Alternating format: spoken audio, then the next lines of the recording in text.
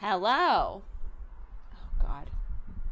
These chords, these new chords, they do the job. They do the job with these microphones. I can't complain when it comes to that. However, they are so fucking short.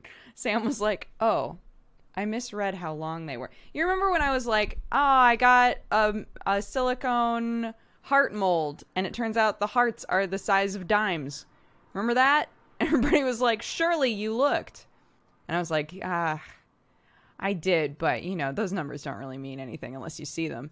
I think it was the same for Sam, where he was like, "I'm just going to get us some new cables. That looks like the right number." And they were great. However,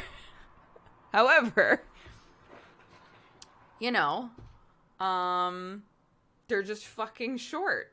So if ever you're here for pre-show and you're like, "Oh, that's weird," suddenly the music cut out.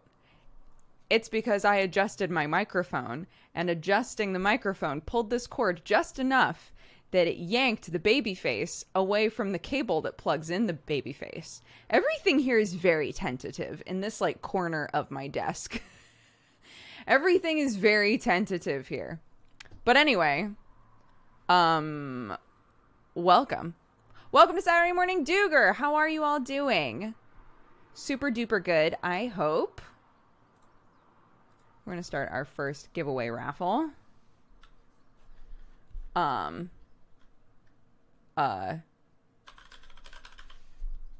Bam.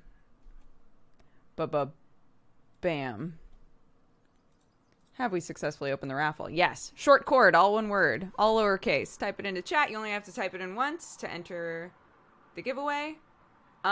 It's the same bundle that we did at our last giveaway. However, they've added so many more games. There's over 1,000 games. Celeste and Pyre and all kinds of other shit is on there now. It's still $5 minimum to get all of these games. It's insanity. We will be, as last time, giving $100 each time. I'll be giving away 5 again. So if you are interested, you can enter for yourself. You can enter for somebody else. All I'm going to need is an email, and I'll contact you through Twitch Whispers. So just make sure that those are open and you're able to get a message from me. It will be a message from me, not any of my mods or anybody else in chat. So make sure it's from me, and I'll just ask for the email of whoever you want to have this huge bundle. And if you got the bundle before, you get all of these other games that were added to it in the meantime. So if you got it right at the beginning, you're like, "Man, it's doubled in size since I bought it." You still get all of those games. It's wild. So, yeah, literally the most insane bundle ever made. So, yeah, why not, right? It's not like I literally can't do a giveaway with a better value than this. So, yeah.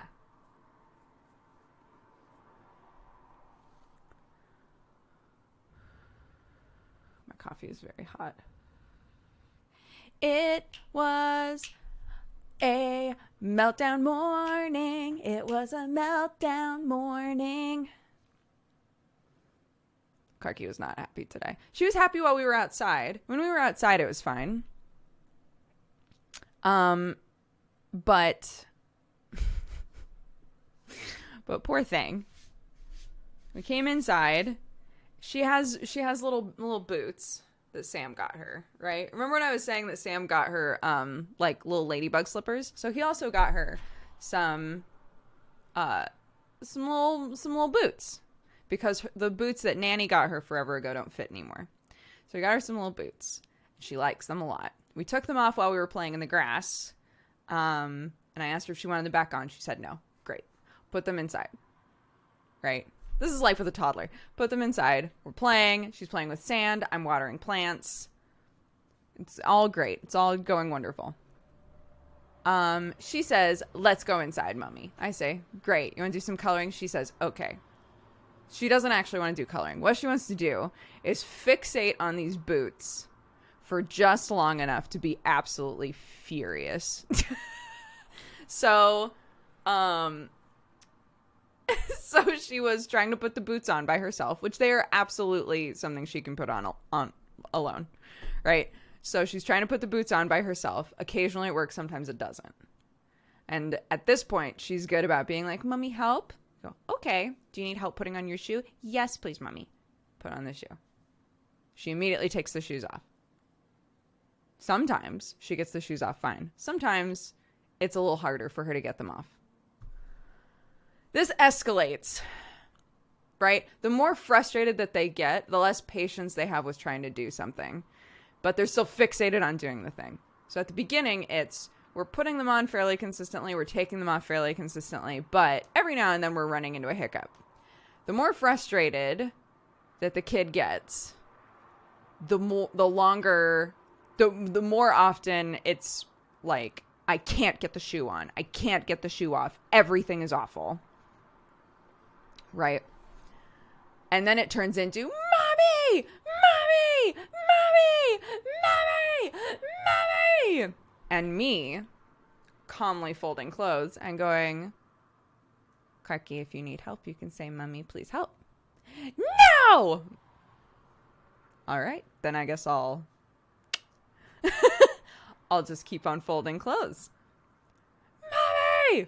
Folding clothes. Mommy! Mommy! Mommy! Clarky, if you need help, you can just say, Mommy, please help. No! Okay. This is my morning. This is what was going on this morning. Lovely time outside until like maybe 11 a.m. And then it just started to do that. Eventually, it turned into a full-on like banging fists on the ground, screaming. So I said, Clarky, I think that maybe we should put the shoes away. No! I think that the shoes are really frustrating you. I think that you're getting very frustrated. And the shoes aren't fun anymore. The shoes aren't a fun time for us right now. So we should put the shoes away and move on to something else. No! Picked up the shoes, started to walk to where we put the shoes. Mommy, no! Mommy, no! The shoes! Mommy, no! Like full on just falling apart over these shoes. Put them away. We had a hug. I thought she had calmed down pretty well, right? I was like, well, we've got like 5 minutes until... This is how long this like was off and on going on. We have about 5 minutes until nap time. There was a period of time where I got her to sit down and eat lunch. Like this went on for a while. Got her to chill out. We drew a little bit. And normally I say, I'm tired just listening to this. Normally I say, okay, honey, it's nap time. And she goes, aw. And I go, you can grab any toy that you want. You can take it up to bed with you, honey. And she grabs a toy and we walk upstairs and it's no drama. I bet you can guess that it was drama today. We're drawing. We're calming down. She's still sniffling a little, but it's okay. And I say, okay, Clarky, it's time for nap. No! Like instant to 100. Instant. She runs over. She grabs her little music box that Arnar got her forever ago. She grabs her little music box. She goes, Mommy, my music box. Mommy, my music box. And I was like, oh my God, she's just like refocused it onto something else. This is insane. Like, Mommy, my music box is broken. What? You literally just picked it up. You literally just picked it up, honey. So, we needed a nap really badly. Yeah, sometimes that's just life with a toddler, man. Again, I'm very lucky that she can communicate as well as she can. But when she gets really mad about stuff, she still doesn't really... She's young. She's only 2. She's only little. She still is not... Sometimes doesn't know why she's mad. Doesn't know why she's sad. So... like we were talking about yesterday, I think. Like we were talking about yesterday. I try to be like the calm presence in the situation, right? So she's really upset, and I try to just be the person who's like, Clarky, everything's gonna be fine. If you want a hug, you can have a hug. I think that we should probably put the shoes away because they're making you so mad. Because they're making you so mad, right? I saw, I know. I downloaded TikTok finally, and it's actually very addicting. But I saw a video that created like such a good metaphor for it, where this guy was like, emotions are like the engine and the pedal of a car. And we have been driving for a little while, maybe, you know, emotionally. We've been driving for a while. And so as the parent, it's up to us to teach the kid how to drive the emotional car, right? They're not going to know how to do it right away. It's going to take a lot of practice, and we need to be like good teachers to teach them when to put on the brakes and when to go and when to stop and all of those sorts of things. And some of us never had good teachers. Like, some of us never had a good driving teacher, right? And as adults, we're still trying to learn how to stop and when to go and like how to drive the emotional vehicle, right? And it's like a process for all of us for our entire lives. And I was like, that's such a good way to put it. It's a really, really good way to put it, I think.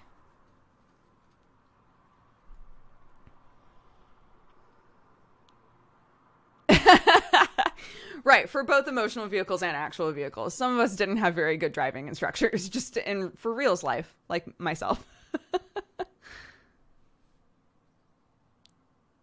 How is this all in a TikTok? TikTok isn't like Vine. It isn't like you have a couple of seconds to do a goof. Some TikToks are really long and some of them are really short. Yeah, there are a lot of misconceptions that I had about TikTok that it's really interesting. There's like Vine felt very young, right? Vine felt very young overall. There are tons of like really old people, middle-aged people, people from all different kinds of like jobs, right? There's like you can get lost in a section of TikTok that's just all like nurse jokes. Like it's wild. It's wild to me because it's just so big that there are corners of it for pretty much anything that you could be interested in. So I was saying to chat yesterday that I've realized that the tags that are like pretty good for me are like cottagecore, witch talk, campfire cooking, right? Like these sorts of things, very calm and peaceful for me. Those are the corners that are like, oh, this is nice. Gotta love some cottagecore, you know? Cottagecore is great. My friend got stuck on frog talk for a while. Frog talk, I love it. Don't make me want TikTok. Here's what's hilarious to me. There are so many jokes on there that are like millennials being like, me swearing that I would never get on TikTok and me during quarantine 100% downloading TikTok. And I'm like, oh, so a bunch of us did this. Okay, good to know. People do get money. I don't know how it works. I have no idea how people make money off of TikTok. I'm feeling like my parents, right? When I first started YouTube and they were like, how do you even make money that way? I have no idea how people make money on TikTok.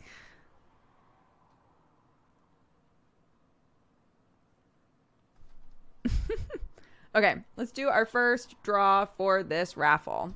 Again, I will message you after the stream in Twitter whispers and Twitch whispers to ask for the email of either you or whoever you want to have this bundle. So, closing it in 3, 2, 1, boop. And drawing it in 3, 2, 1, boop.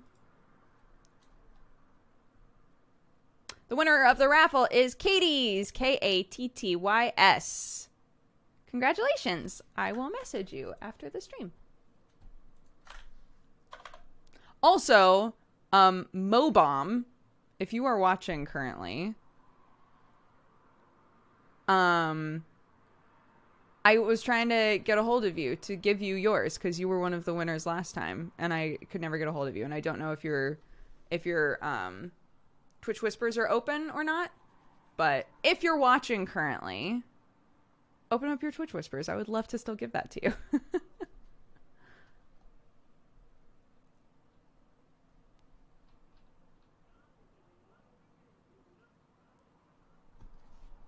I've said this in chat before, but I'll say it again.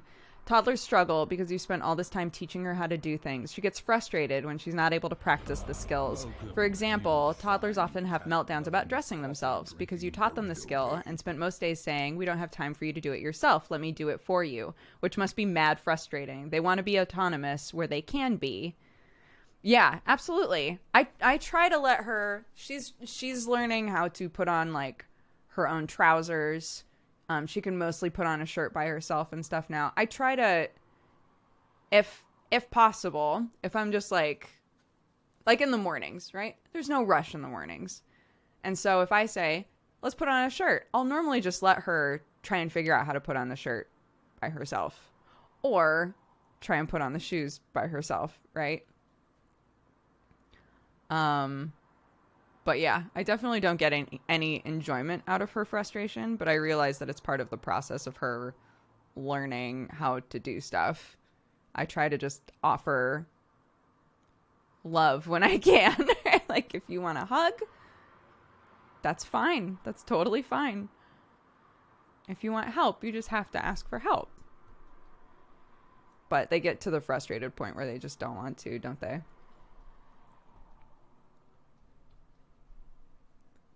But yeah. Heron, you said that you work with little kids or you're studying little kids. I can't remember which. Shoes indoors. She's allowed to try and put on shoes indoors. Absolutely. Oh, this was the rest of the message. It must be mad frustrating. They want to be autonomous where they can be, but it's not conducive to the pace of life that we live at. Yeah. Poor kiddos. They have so much to learn. And they're very small. They're very small, aren't they? Okay. Opening the second raffle. And we'll just chat for a while. Type very small, all one word, all lowercase.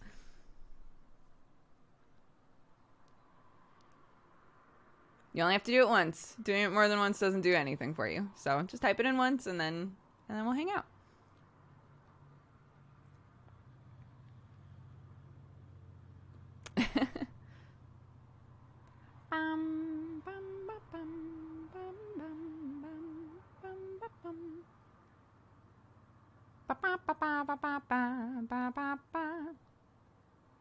Kids are very small, but they have so much energy. They do. Everything's exciting. Everything's new. Everything's fun. But everything's also frustrating. I already bought this bundle. Well, if you want to enter anyway, I just asked for an email. So if you wanted to enter it anyway and then have me give it to somebody else, absolutely. Feel free.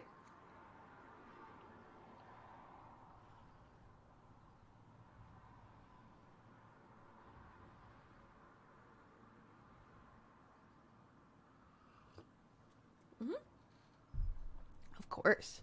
I assume that a decent number of you guys have probably at least looked at this before, because it's $5 for over like 1,000 games. It's wild. So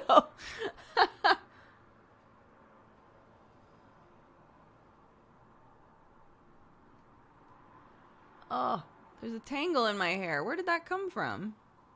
That's no fun. All my friends have the bundle. We all did it at the same time.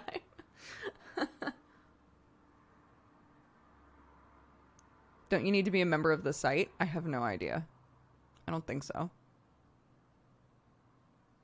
Oh, if you win it, I think yes, you do.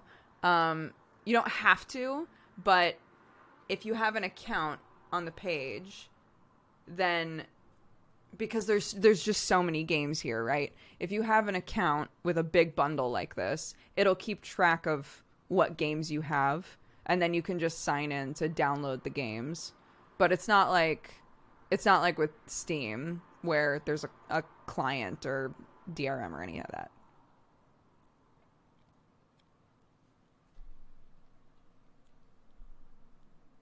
The Summer Camp TTRPG you were talking about is in the bundle. Yes, that's how I found it. It's a TTRPG about where all of the players are camp counselors who have had like run-ins with a weird camp cryptid. It sounds so cool. And it's like a big full-on thing, and they have ways that you can play it for like a one-time session and ways that you can play it for a much longer thing, and it's super cool.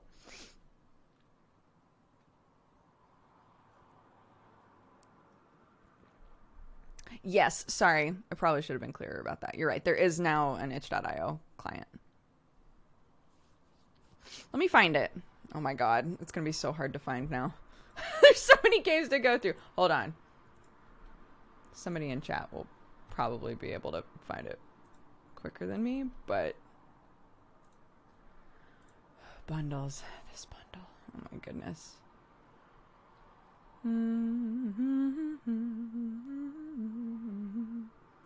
56 pages of games to go through.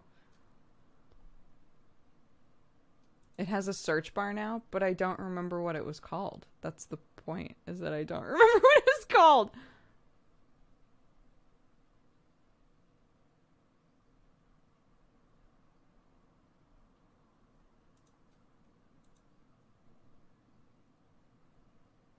Yeah, 56 pages of stuff. Sleepaway.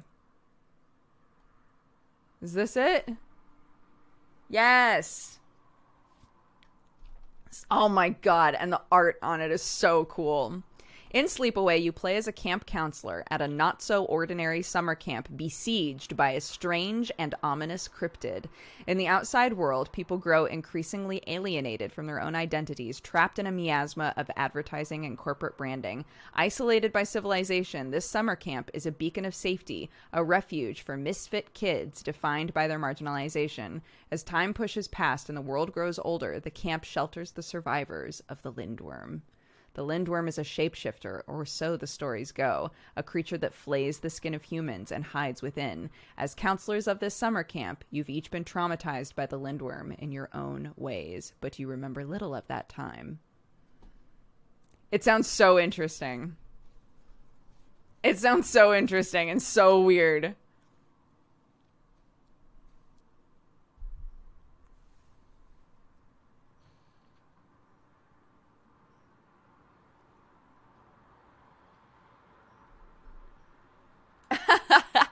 So it's like a regular scout trip. Sure. I have no idea. I was never a scout of any description. I never had like a normal outdoor camp or any of that. I never went to I went to acting summer camps. Which are not the same.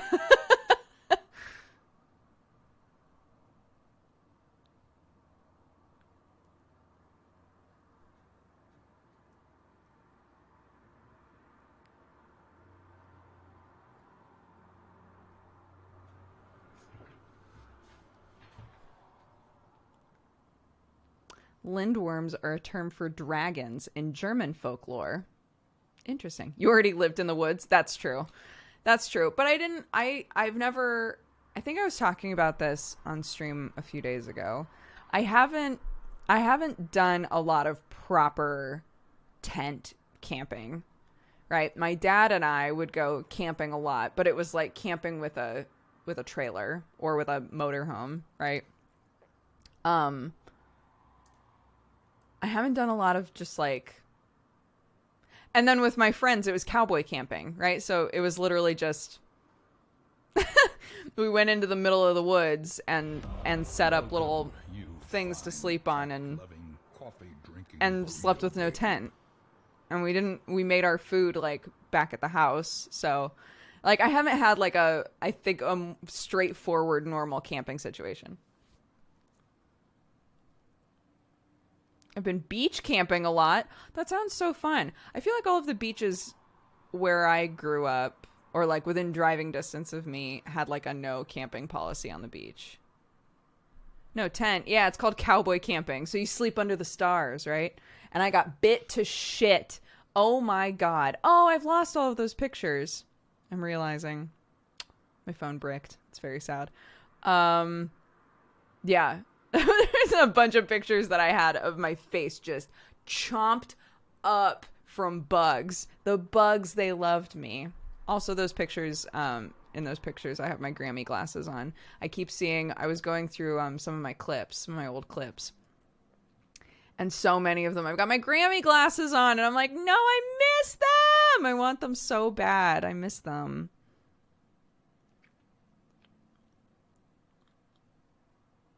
Camping salad? Yo, that camping salad was delicious, though.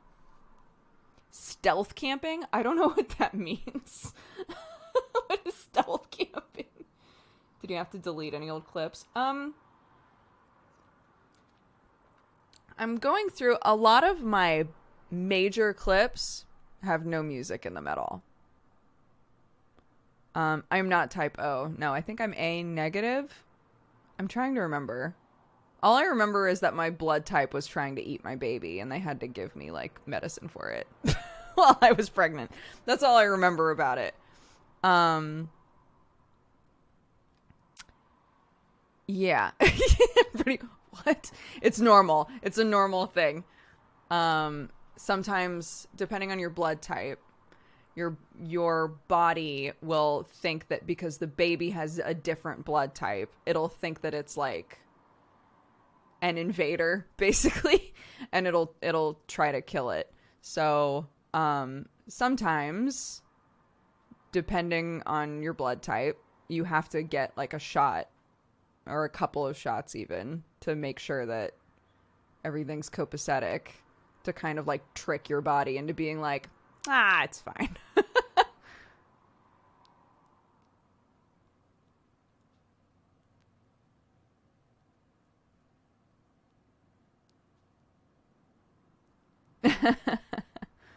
I did get my Discord back. I did. Oh my gosh. I did manage to get back into my Discord. Haha. Delightful.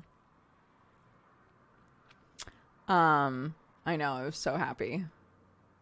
And hilariously, I logged into my Discord and I was like, oh my God, it worked. I got it. I'm so happy. And I looked and I saw that, there was a meeting that I was supposed to be in that had literally started right as I logged in to Discord.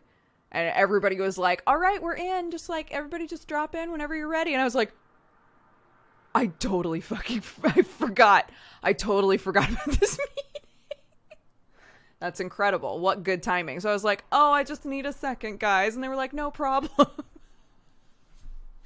Oh, I'm coming. I'll be there in just a second.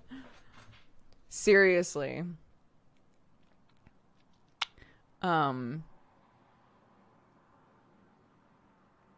don't remember what we were talking about, but it's fine. It's fine. Does it matter? Not really. Oh yeah, I got eaten alive and I missed my glasses. That's where we started, I'm pretty sure. How did you unlock it? So for those of you who are asking, what happened is my phone bricked. I got like an error message that was like, your phone is corrupted. You have to wipe everything. And we looked and there were no other options. There was nothing else that we could do. Sam did some Google foo and we were like, all right, I guess I have to wipe my phone. I was really sad because that means all of my photos, all my everything. I don't cloud save or back up anything for like privacy reasons, but it's really biting me in the ass right now. So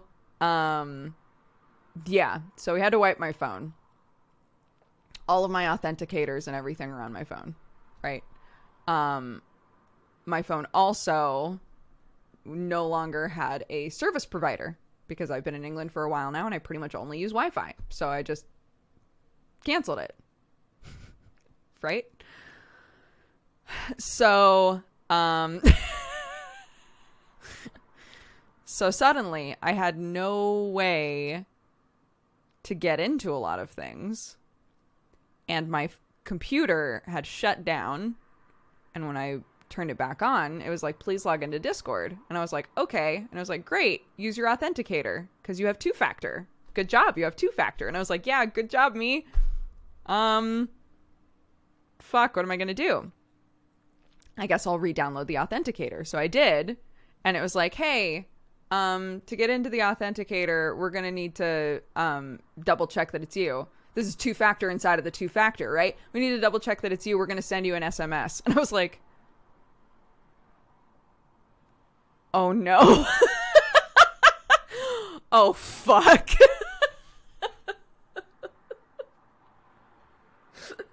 So I had been talking with Discord for a while, being like, hey, here's the situation that I'm in. They were like, are you logged in to Discord on any other systems? Can you get a backup code from like a laptop or something? And I was like, no. And they were like, can you accept an SMS instead of using the authenticator? Can we send you a text? And I was like, no. They were like, all right, well, I think you've lost the account. I was like, no! No, I can't. Fuck. So, what I wound up doing is, I basically just went into my old Verizon account and reactivated the phone. It's like, fuck. Because I hadn't canceled my account with Verizon. I had just deactivated the phones. Thank God. So I just reactivated the phone and then had to wait like a full day and got a text message from it being like, hello, you're currently roaming. I was like,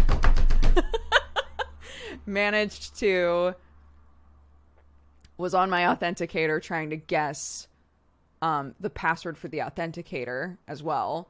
So managed to get an SMS. And then was trying to guess the password for the authenticator. Managed to guess it. And now we're here. But, guys, if you haven't written your backup codes down anywhere, fucking do it. Fucking do it. I've learned my lesson. Write your backup codes down somewhere. If you have an authenticator and it has like a one crazy password that you have to remember to get into all of your other shit, write it down somewhere. Jesus Christ. Right? Part of me was like, well, at least I know that nobody could ever get into this fucking thing. Because I can't even get into it and it's mine. So, I don't even know where to find backup codes. So, on Discord, let me tell you. On Discord, when you go to user settings, and you go to... Is it my account? Privacy and safety? Which is it? I'm trying to remember. I thought it was privacy and safety.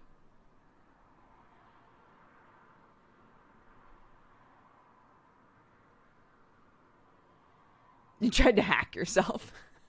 I guess so. I guess I did. Weird. I'm now having trouble finding it as well. No, it's just wherever you would go to change your password.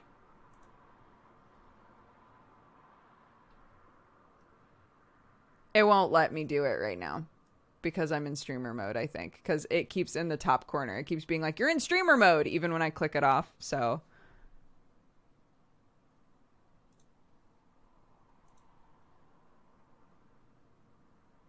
yeah, it won't let me do it right now. Interesting. It doesn't let you do whatever you want while you're streaming. I guess that's fair.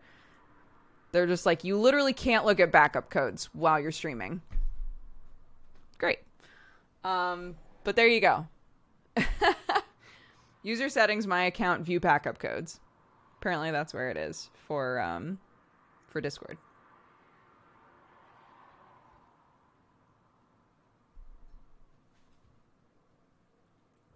Yeah, I think that's what it is. They're like, if you made some kind of a goof, if you fucked up and you showed your backup codes on stream, like, so I think just for safety reasons, they just don't let you do it.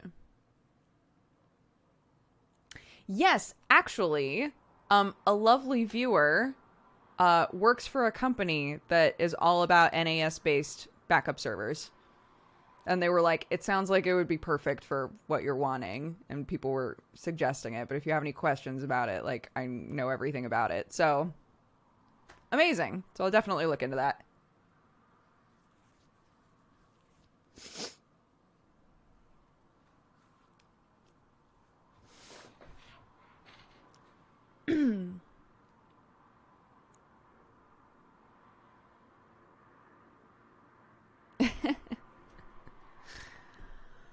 All right. Let's close this one. Boop. And draw a name. Boop. Winner of the raffle is Auctorius TV. Auctoritas TV. Auctorius TV. Congratulations. You won the bundle. I will message you after the stream.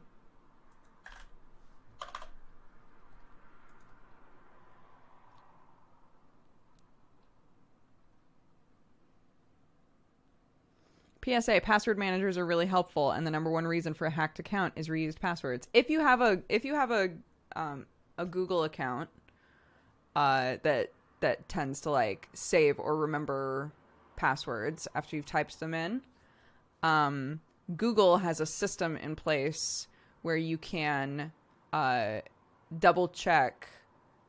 Basically, inside of it, you can go to your settings.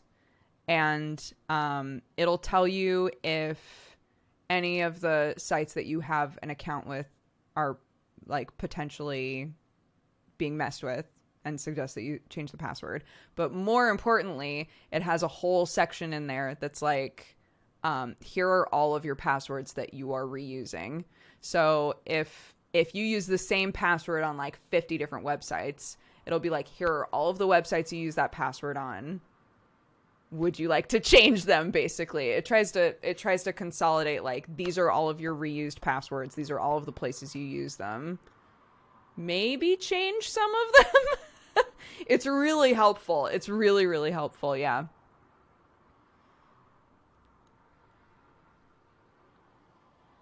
I use the random passwords in Google. I've started doing that too. Yeah, it's very nice.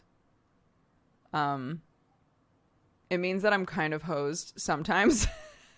When I go to log into something, I'm like, oh, fuck. Oh, right. I don't know what that is. But it's much safer. So. It's called the password checkup. Great. Yeah, if you search Google password checkup, it should, and you're already logged into Gmail or whatever on your thing, once you click on that link, it should just take you to your personal one. But doing that means I'm hosed all the time. Sam, when he had some security problems, he literally used the like randomized password thing and then wrote them all down in a notebook. And it became like his Bible. Like, it's not written down anywhere else. It's just in a notebook. And if I need to use one, I have to look in the notebook, which is a pain in the ass, but is peace of mind for him.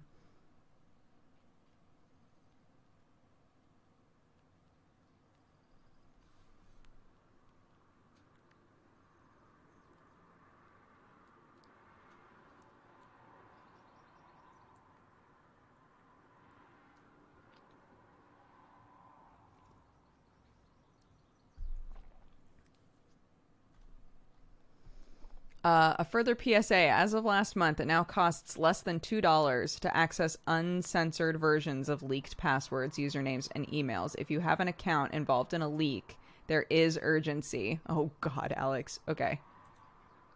Basically, we should all just change all of our passwords today. Let's just have a password change party.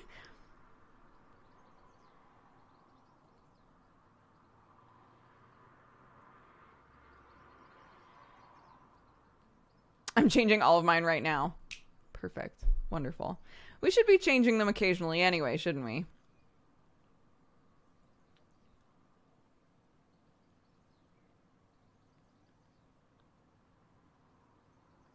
Password change Saturday. You know, Our normal weekly get together. Password change Saturday.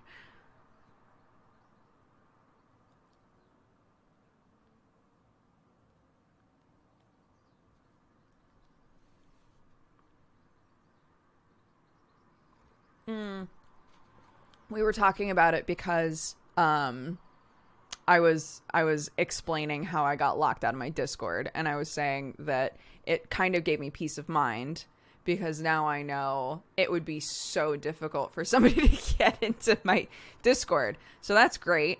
That's great to know that that's a thing. I basically have 2-factor inside of 2-factor, and it was so hard to get it back.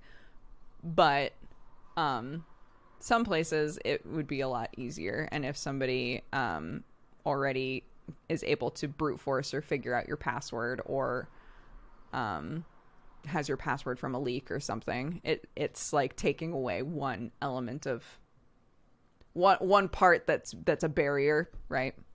So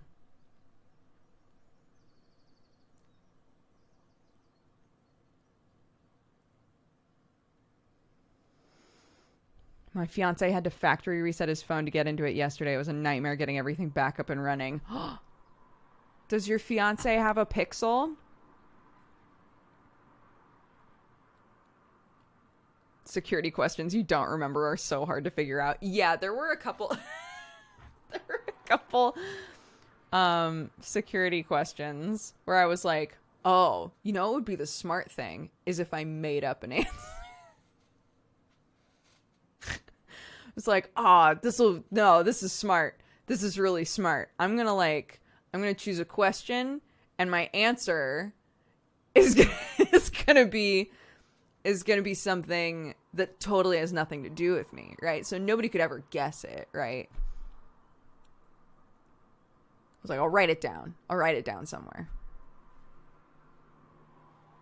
And then the day comes around where you're like, oh man, I can't get into this thing. Well, there's a security question, and the question is, what was the name of your first dog?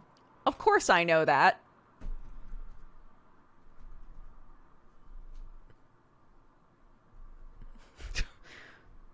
Why isn't it working?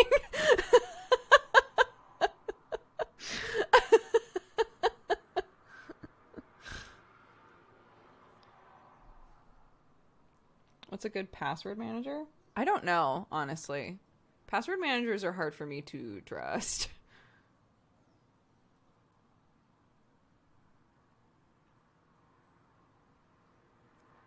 I can never guess the real answers. Yeah, I had to use a security question yesterday, and as I was typing in the answer, I was like, God, I literally was thinking to myself, God, I hope that this isn't one of those situations where I just I just made up an answer. I'm so nervous.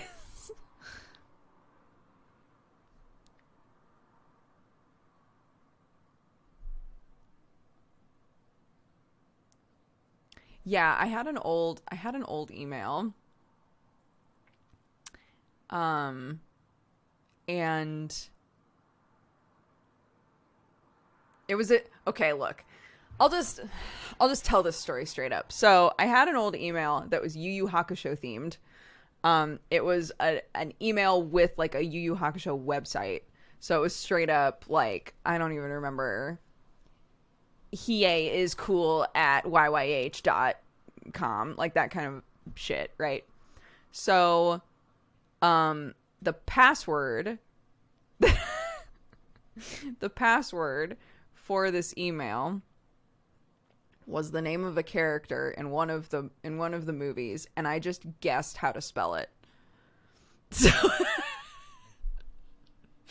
So while I was consistently using the email, it was fine because I just spelled it the same like bullshit way that I did from the get-go, right? And I was like, I don't know if it's right, but I remember how I spelled it, so fuck it, who cares?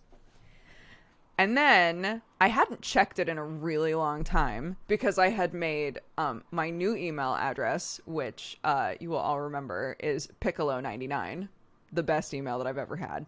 So I had Piccolo99, which was my new email address with like a new, big, much more consistent. The YYH email address was like constantly down because it was like a weird random server by some person.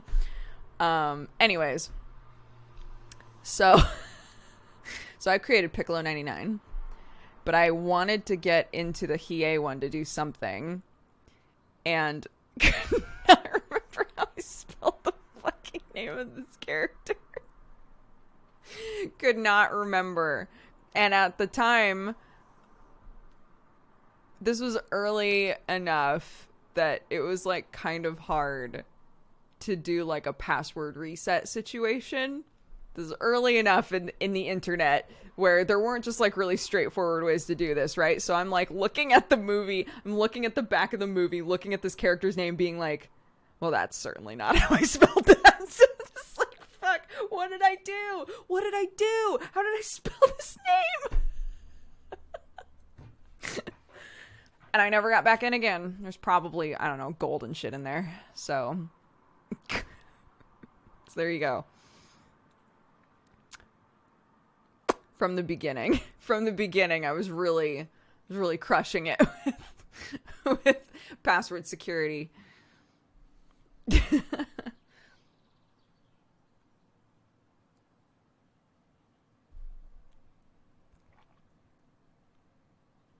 $10,000 Bitcoins in that account. Yeah, probably. Right? I bet so many kings and queens and princesses have emailed me being like, hey, I'm trapped in Las Vegas and I really could use like $200, and when I get back to Transylvania, I'll send you millions. Right? Yu Yu Hakusho is my favorite anime for a long time. And it's still very near and dear to my heart. I have a Hiei right there. I have a Kuwabara that Free made me. Where is he? I think he's in one of the boxes in Sam's room that hasn't been opened yet.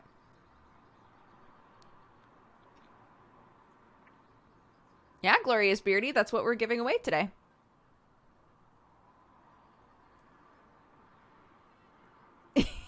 Yeah. Hello, my name is Hello, I'm Dracula. Count Dracula. And I'm stuck in Las Vegas.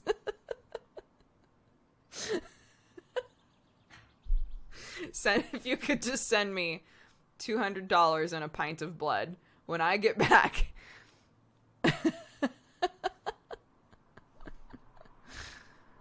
11 out of 10 will definitely reply.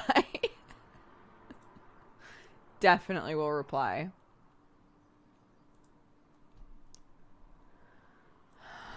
All right. All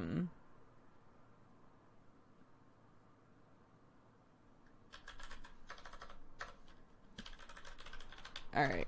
We're opening up another raffle. Piccolo 99 in chat, all one word, obviously. A pint of blood is a nice touch. It'll make it believable. Yeah, you never, like, what if poor Count Dracula got stabbed and he needs a transfusion?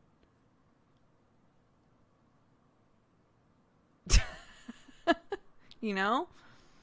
Again, this is for a huge bundle on itch.io. Over 1,000 games. Some of them we've played on stream before. Some of them I've never heard of in my life. It's wild. They're only asking $5. We will be buying each bundle for $100. So total, it'll be $500. And it's all going toward stuff for Black Lives Matter. So incredible value for a good cause. So if you'd like to enter, Piccolo99 in chat. And it doesn't have to go to you. If you've already bought it or whatever, you can give me the email of a friend, a relative, whatever you'd like to do. And we'll figure it out. But just make sure that if you win, that your Twitch whispers are open. I'll message you after the stream. If you get a message from anybody other than me, so no like Dexbonus with a 0 or Dexboners or Dexy Bexies. None of that shit. This guy There'll be a message from me. Don't click on any weird links from anybody you don't know. My name is Dexbonus on a couple of things.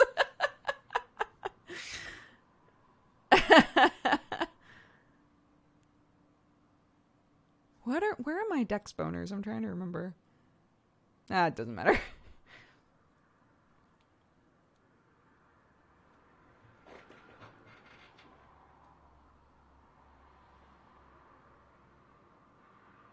Dexbonus, your alt channel. Mm-hmm. Yep. Hey, what's poppin'? Not much. What's poppin' with you?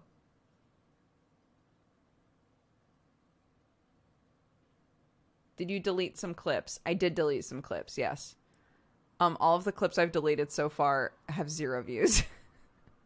I've just sorted them by views and just started going through and deleting clips with 0 views. But I think Sam is doing it with like a bot or something. So I need to ask him how he's doing it, because I definitely am just doing it by hand and it's taking forever. But I was saying that oh yeah, we moved on from this pretty quickly. There are, like, pretty much all of my big clips have no music in the background, no game. It's like me announcing we're pregnant. It's Sam outing me for buying children's shoes. It's me getting arrested by the friendship police. Like, it's like those kinds of clips, right?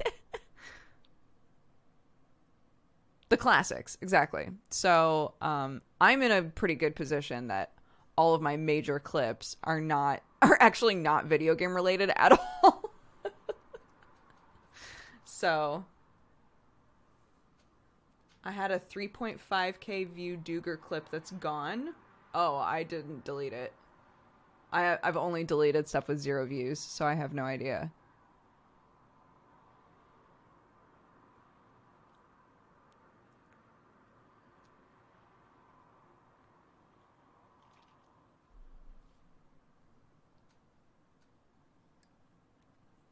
Show us the shoe clip? Absolutely not. Clips could also be getting removed on copyright stuff. Yeah. That's the whole issue right now, is that some clips, basically there's a big DMCA scare right now, the same way that it happened on YouTube, where people are getting told, like, the music industry is going to start coming after people for the music that is in their streams, but also the music that is in their clips. So even though people started making clips, 4 years ago? Even though it was 4 years ago, you could still get a ding on your account because you listened to Smash Mouth once and somebody clipped it and it's just sitting in there. So most places are recommending that you just delete all of your clips. And I was like, that doesn't make any sense for me, because we do so much of this, right? Nobody's gonna come after me for a clip of this shit. Like, there's nothing that they can claim. So I'm trying to just go through and delete things by view count and just say, like, probably anything under like 10 views I don't really need to focus on too much, and then I can comb through a bit more carefully. But there are like thousands with 0 views and I'm still trying to get through them. So that's why I'm like, if there's a bot or a script I can run or something to just get rid of a ton of them all at once, that would be helpful.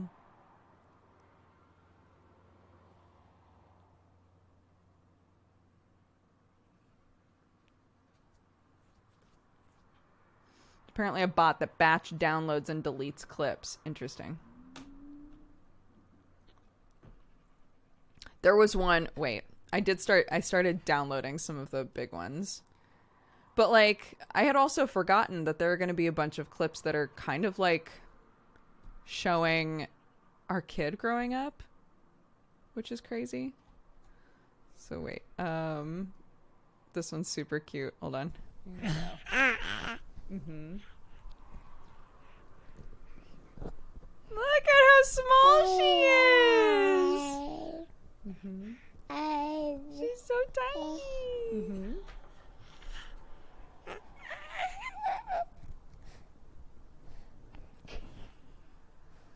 Oh, my baby. Anything else? Everybody was always like, gross. I can't believe you're letting her just eat the mic. So stuff like that. I think there's one when she was like itty bitty bitty. Yeah, that one. I looked so different while I was pregnant.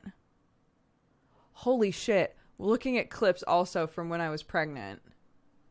Oh, this one. Classic. Wait. Oh, wait. Am I misremembering which one this is?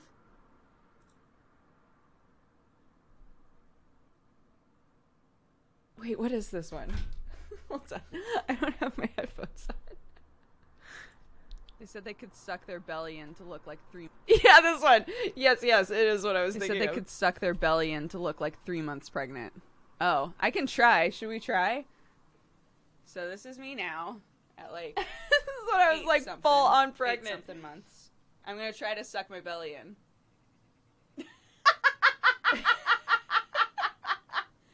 Yep, that's effective. That's literally as much as I can suck it in.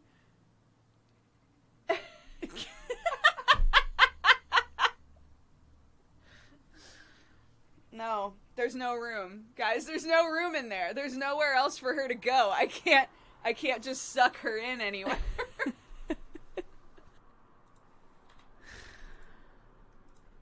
Aww. Whatever happened to the apple? I was like, you mean the apple that she carries with her everywhere? It's just like... She's still carrying the apple? Huh, aren't you? Look at her. Clark, can you howl? Woo! Good job. She first learned how to howl.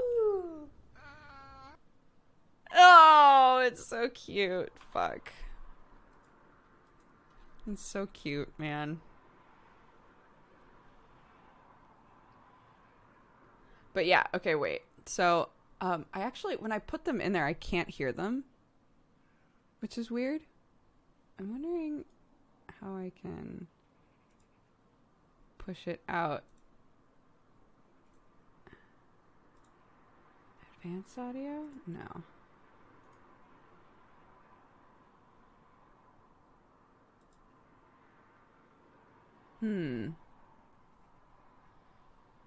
Is this stream just gonna be us watching cute clips? People wanted to watch. Hold on. People wanted to watch some of the classics. When I put them in there, though, I can't hear them, which is weird.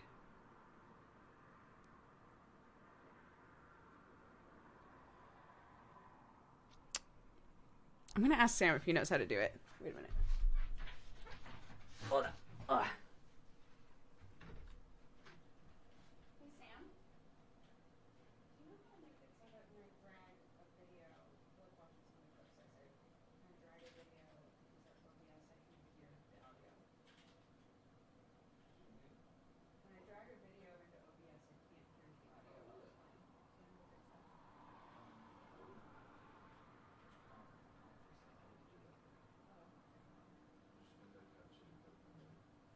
Okay.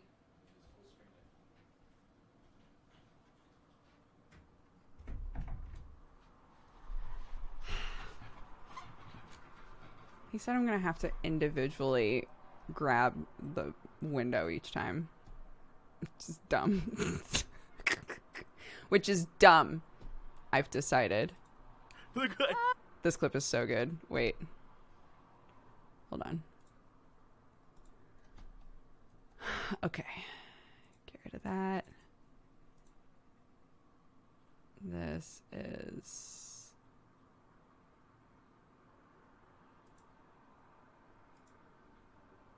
How come I can't... Really?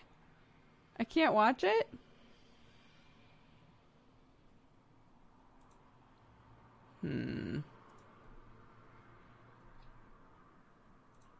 Okay. Then we'll do it this way.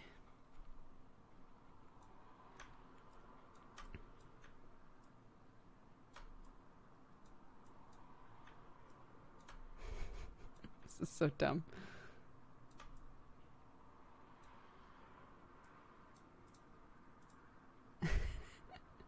Look, Oh, no, I hear the he's stomp. stomping. I hear the. He's stomping down the stairs.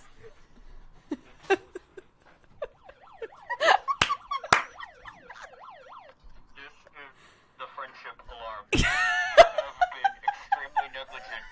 You're under arrest. Something we worked very hard on together. You have the right to remain silent. Anything you say and do will be used against you in a friendship court of law. The rest of you are all witnesses to this. You will all be questioned at a later date. Please, maintain your composure. All right, cool. Hey, welcome to the stream. It's me, Jesse. Hi, everyone. This is now Jesse's stream. Thank you for your Cool. cooperation. Cool. She's gone. They took her away. She's gone now.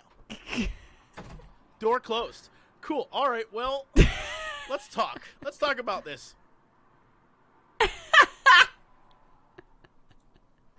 This was when Jesse and I were playing The Letter. And I think I'm trying to remember. Did it have to do with this?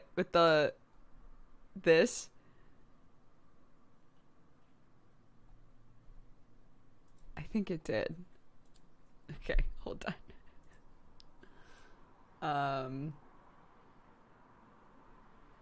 This one. This camera would really come in handy. This is another good one. Wait.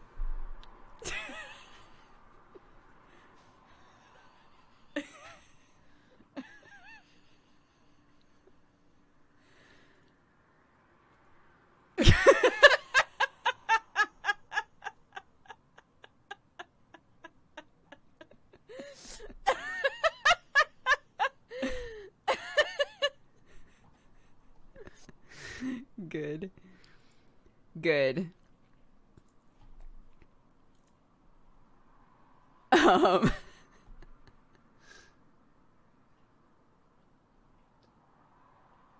This is the one, I think.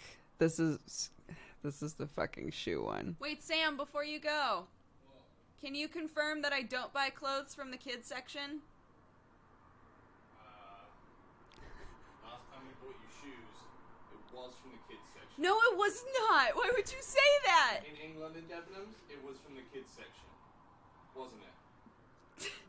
Wasn't it? Yes. Normal clothes, no chat, but I definitely bought some shoes from the kids section. Sorry. Sorry. Oh, goodness. What were all these? I don't even remember. Wanted to tell you This guys is us that announcing. we are having a Wait. baby. Sam.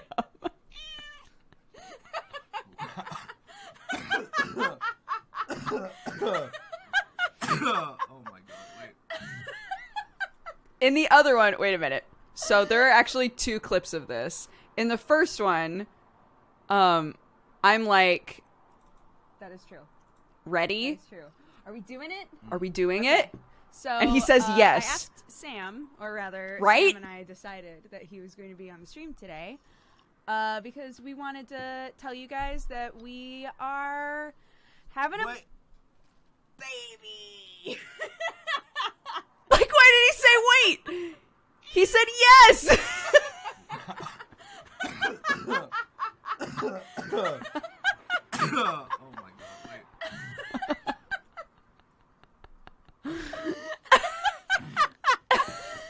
Wow. Just came out. Just fucking boom. Just boom.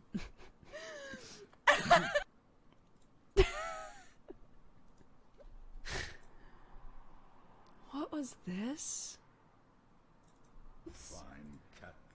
Why are we crying? I don't know. Oh. I don't know why I'm crying. I don't know why I'm crying. I don't know. I don't know. I'm just like, I don't know. It's just, I don't know why this is happening. I don't know why this is happening. Like, this literally started because I farted on stage.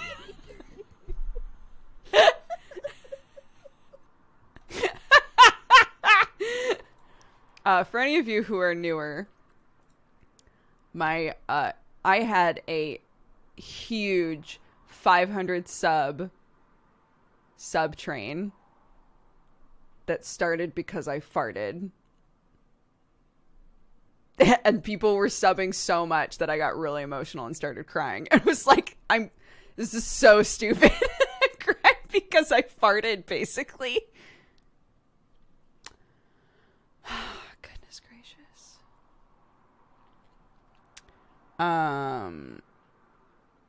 What's this? Classic Octogoof. Oh, another Octo one. The stuff under the door is a real classic Octogoof. It is, yeah. He loves it.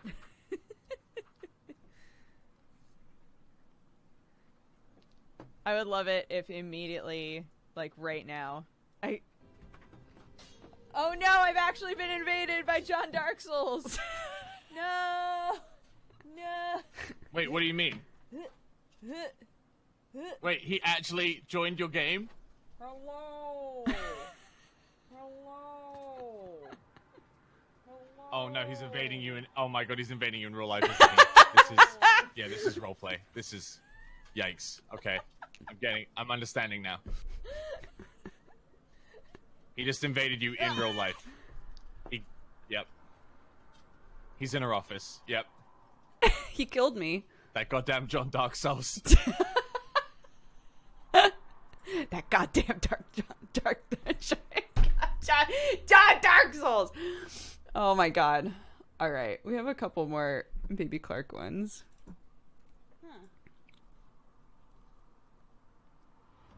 Look how tiny. She's so tiny.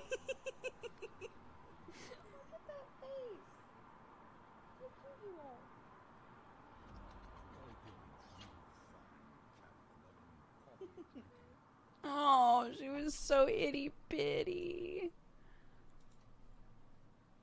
What's this one? We're wearing an outfit with cool crocodiles on it. Yeah. Tell them everything. Okay. What else? Same energy as now. Same energy as now. It's that little gremlin energy.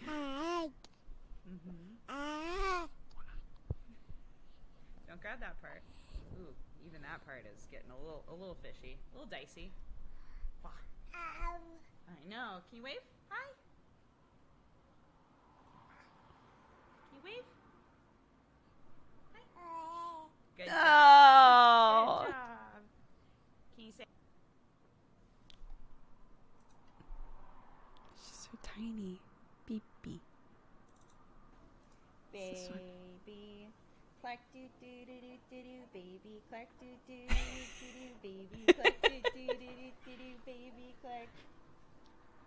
Mommy Clark do do do do do do. Mommy Clark do do do do do do. Mommy Clark do do do do do do. Mommy Clark. Daddy Clark do do do do do do. Daddy Clark do do do do do do. Daddy Clark do do do do do do. Daddy Clark. She's like, It? Good song? it's a good song. That's a good ass song, says Clarky.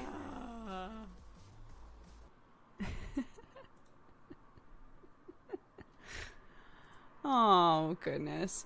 Mommy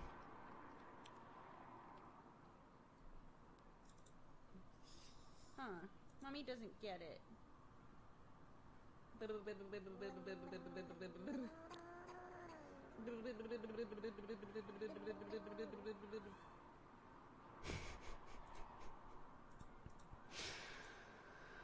Oh. It's P cute.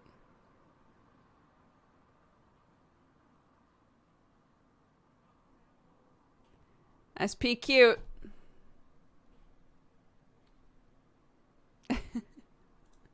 So yeah, those are the ones that I've downloaded so far.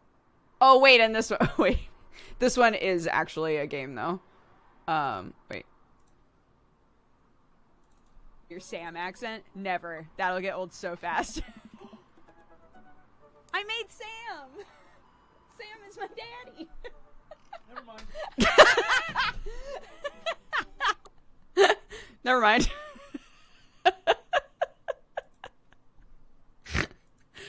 Oh fuck. So these are so good. Yeah, those are the big ones that I've downloaded so far.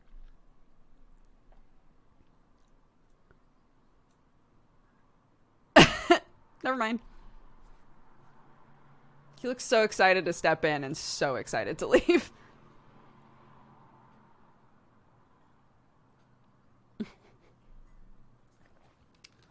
Yeah.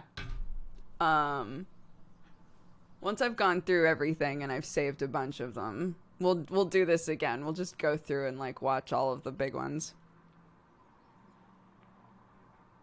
I miss seeing Jesse barge in all the time. I miss Jesse barging in all the time.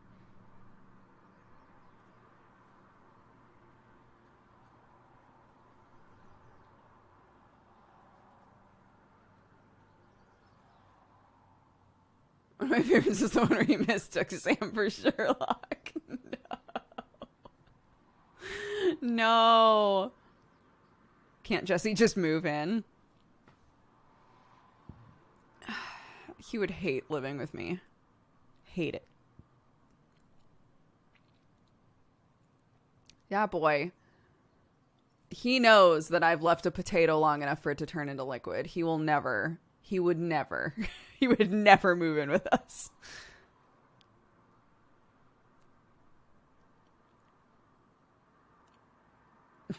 You what? Yeah. How many years ago is that? I can't remember.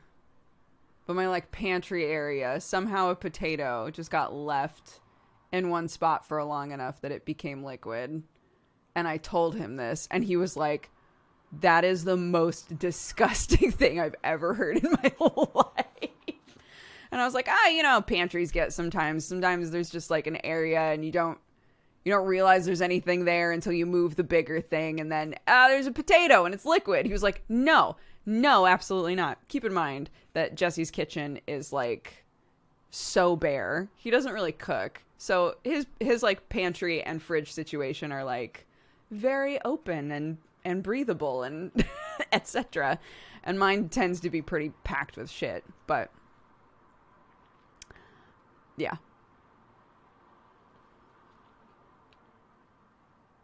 When Cry thought that you were tidier than Jesse. Hilarious. Yeah, definitely not. There are areas of the house that I go through. I don't clean them every day. That's not what I'm trying to say. But I go through everything that's in there frequently. So one of those areas of the house is the living room, because that's where all of Clark's toys are. I am like adjusting where the toys are, adjusting where things are.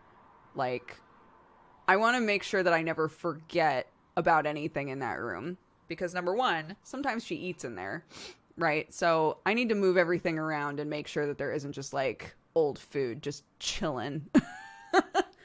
And number two, if there's a toy that I have like moved around the room and put in different places, and she obviously does not give a fuck about it anymore, I need to give it to one of the other kids in the family, right? It doesn't need to be here anymore. So I go through her stuff and I like reorganize inside of, we have one of those IKEA couches that the covers can be washed, which is amazing.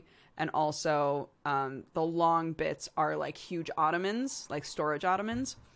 So I go through those fairly frequently. I like sorting through stuff. I like going through all my clothes frequently. I like going through Clark's toys frequently. For some reason, the pantry is stressful for me. It's stressful. And I think one of the reasons is that I've never had a pantry situation where it didn't feel like some of it has to be just kind of like shoved into the corner. And so I'm always like, I hate that when I open up my pantry, wherever it is. I hate that when I open up my pantry or wherever I'm storing stuff, I can't really see everything. I can't tell what all is here, right? Which I think is why I really love, aesthetically, I really love homes where everything is just kind of out. Welcome, right? Where they're just like, well, I still want it to look nice, so I'm going to put it all into jars and things, but it's all out. It's all like out in the open. I can see everything that I have at any given time. It's like no big, right? I love that. And if I could recreate that easily, that would be great. Tupperware cabinet is the most stressful for me. Oh gosh. We got, when we moved, we got glass ones, and it's been nice because say that, number one, say that, you've been putting the dishes off for a hot minute, and you would really love some cereal, but everything's dirty. Oh, you can just use the glass storage containers. Great. Number two is, it's really easy to just like, if you're making something just for yourself, it's again really easy to just put everything into the glass container, eat as much as you want out of it, and then just pop the top on and throw it in the fridge. So we really liked the glass ones. Yeah.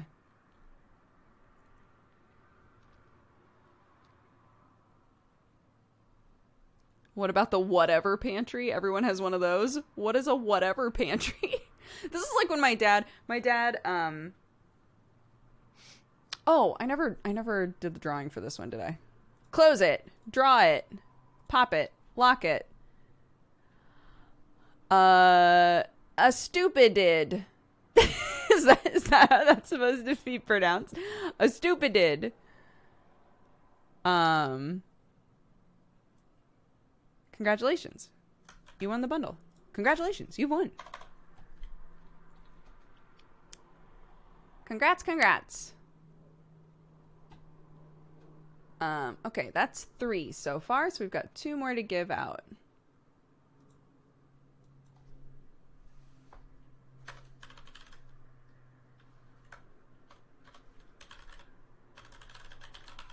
Okay. Opening another one.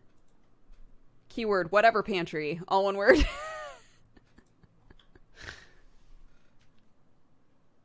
Right, the place where you throw all the shit that you don't know where to put it. So, yeah, my family calls that the junk drawer. I was going to say the drunk drawer. Kind of also that. The junk drawer. And my dad and I were talking, and he was like, yeah, your junk drawer. And I realized somehow, despite the fact that I do have pack ratty tendencies, and I'm not the cleanest person in the world, and it's hard for me to keep things organized sometimes, I realized in all of the time that I have lived with others, by myself, with a husband, etc., I have never made a junk drawer in any of my kitchens, and I was very proud of myself. I was very proud of myself. So there's that.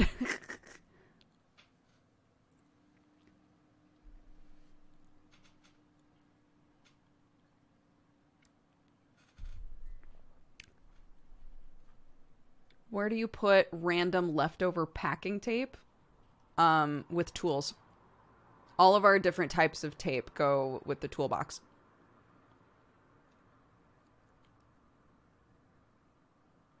My whole apartment is a junk drawer. Where do scissors go? Scissors go with all of the other usable things. And so there's a pair of scissors up here with all of my craft stuff. There's a pair of scissors in the kitchen with the wood spoons and all of those. It's another kitchen tool, right?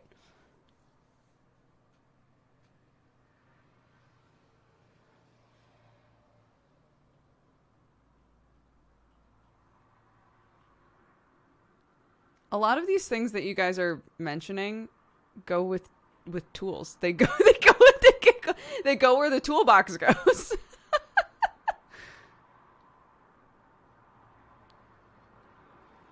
Old chargers, you get rid of those, my dude. If you don't need that charger anymore, if there's, say that there's a thing in your house and you're like, I still need to be able to charge this, maybe.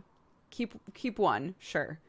But Sam and I have been guilty of this, of like keeping 10 of a cord that we never use. And I finally was like, fuck that, keep one. Keep one. Keep one. You don't need all of them. Keep one.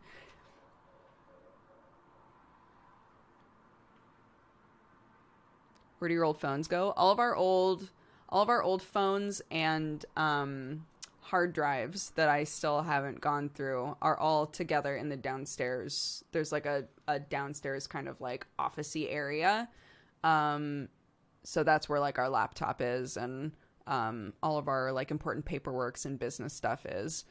And that's where we also keep all of the hard drives and things.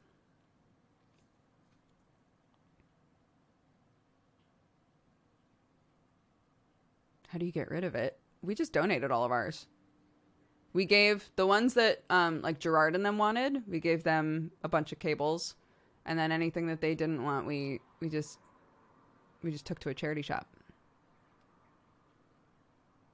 You need a box of hundreds of useless cords. No, guys, you don't need that.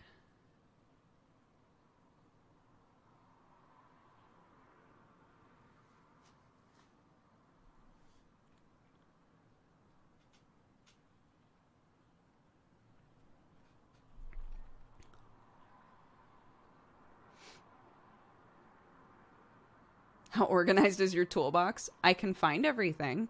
You know, actually, that's not true. The one thing that vanishes all the time, and it's absolutely my fault, is the tape measure. I drag the tape measure all over the house, and then I just fucking leave it places. I find it in bathrooms. I found it in our closet. I was like, why was it in here? Why did I bring this in here? Part of this is because I still have a weird habit from college, from when I was working backstage. I still have a weird habit where I like measure a thing, attach it to my back pocket, walk somewhere, and then the second that I need to do anything with my trousers, like go to the bathroom or change clothes or whatever, I'm like, oh fuck, there's a tape measure here, and then I just and I just put it somewhere.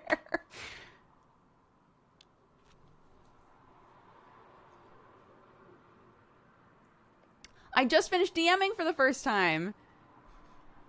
Every character seemed all the same. Yo, but you did it! A lot of people are too scared to try DMing. It's scary, isn't it? But you did it! That's amazing! And it'll snowball from here. You'll get better and better and better.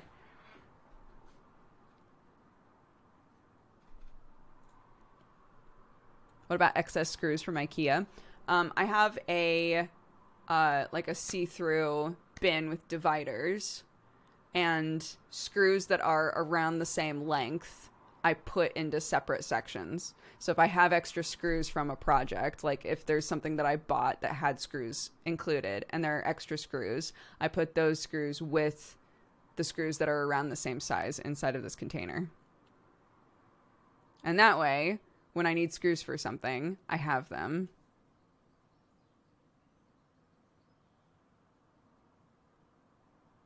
But to be honest, if we're being totally honest, I don't dip into it really. Like, it's very rare. I have them. And the part of me that's like, I have all these projects I'd like to do is like, I'm so glad that I have all these screws and things. But it is rare for me to do anything with it.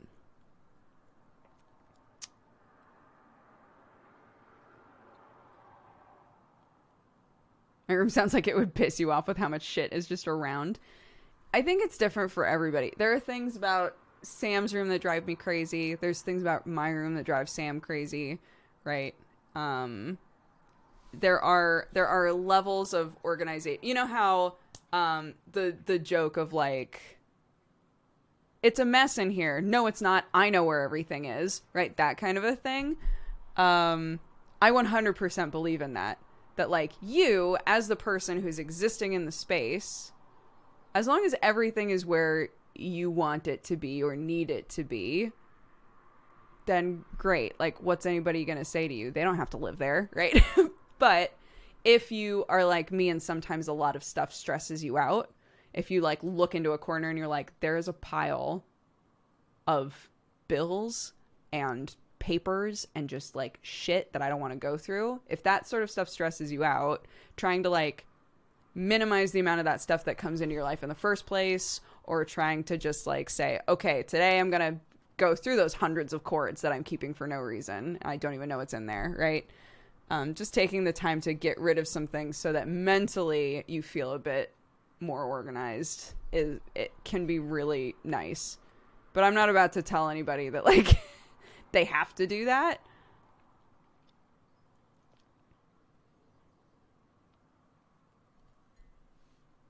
How do I minimize getting bills?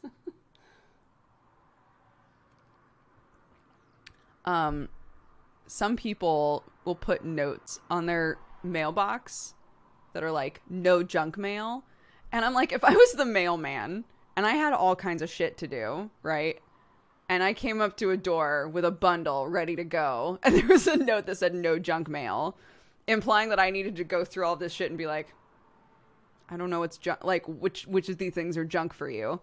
I would ignore the shit out of that. I would totally ignore that. I don't think that that works.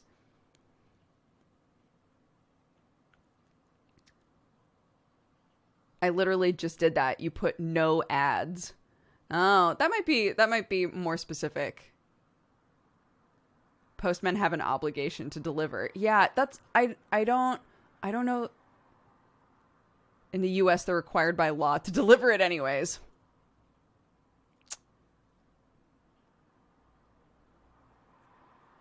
Depending on your country, it can work. Interesting.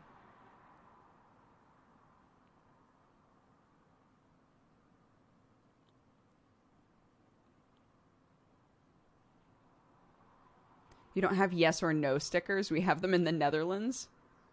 We can have no stickers on our mailbox? What? That's amazing. No, I've never lived in a place where you had any options like that.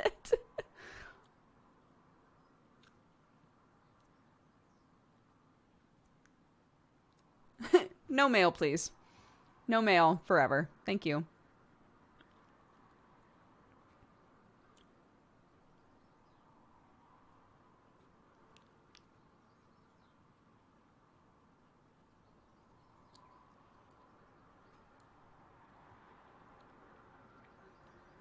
Ah, right. So the sticker is specific. The no sticker basically means if it's not addressed to me, I don't want it. If it's like, to current occupant, I don't want that shit. Interesting. That makes sense. That's awesome.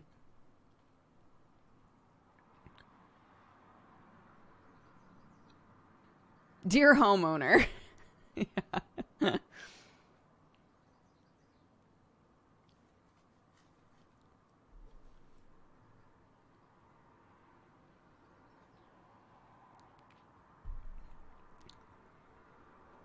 Yeah, stuff like newspapers, you would have to contact them, I think, and be like, I don't want this anymore. Things like bills, if you want them to be digital bills. Typically, it's pretty easy to do. Be like, I want paperless, please. Paperless, please.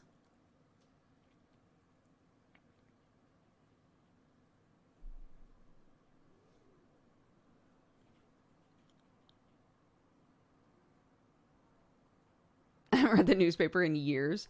Me neither. Me neither.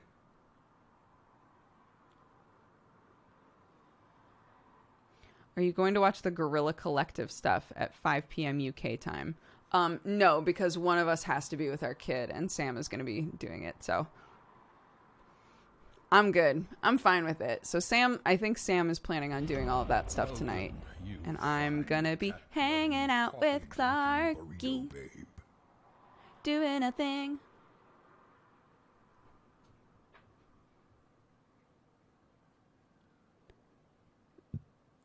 Yeah. Will Jesse do it? I have no idea. You'd have to ask Jesse.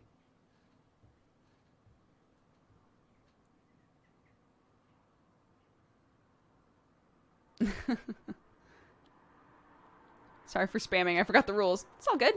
JP is doing a thing. Interesting. Until she rages over something else. That's life, though. That's life with a toddler, though. You know? Those are the important moments. Those are the really important moments as the parent. The moments where it's like, oh, we're just chilling, watching some naughty.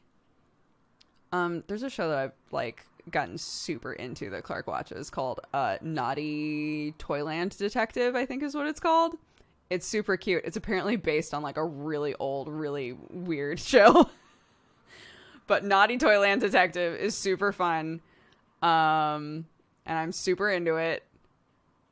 And, anyways.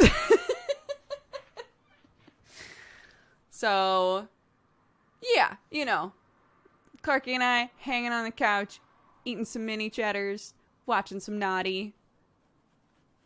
That's great. That's nice and chill. But the important, like, parenting, in my mind, the important parenting moments are not just the, like, let's chill and hang out moments, but are definitely the, I'm feeling a lot of something right now and I don't know what it is and I need help, right? And trying to, for me, I'm still learning the balance between, like, I'm here to help you, but also I'm not going to put up with you just screaming at me and screaming no. And, you know, like I'm here if you need a hug. And if you come and hug me, I assume that you would like help and comfort and we can work through it together. But if you're just screaming on the floor, I don't think that there's anything I can do for you, honey. Right? Like, all I can do is remind you that I'm here and that I love you. So trying to, like, find that balance of, like, how much do I ignore this? How much do I get involved? And is it enough for me to just say, I'm here and you're great and you're not in trouble and I love you and I've got a hug and a smooch and all of those things ready for you. But if you're just going to scream no at me and throw your shoes, I'm kind of out, right? Like, I'll be over here and you can seek me out whenever you want.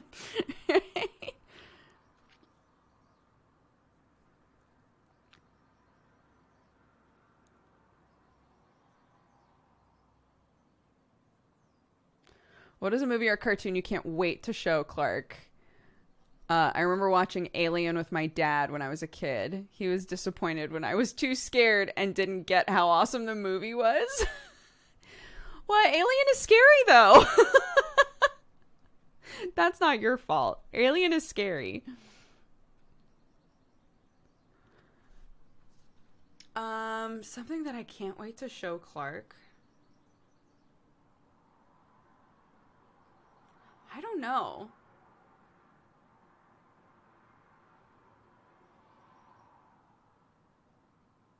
It's hard to think about that kind of a stuff. It's hard to think about that kind of stuff because she's still so little.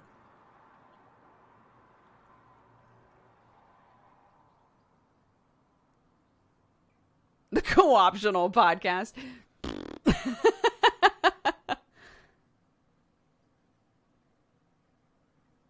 Metalocalypse is a kid's show, right? Yeah, totally. Absolutely. I can't wait to show her Metalocalypse. Oh, Gravity Falls.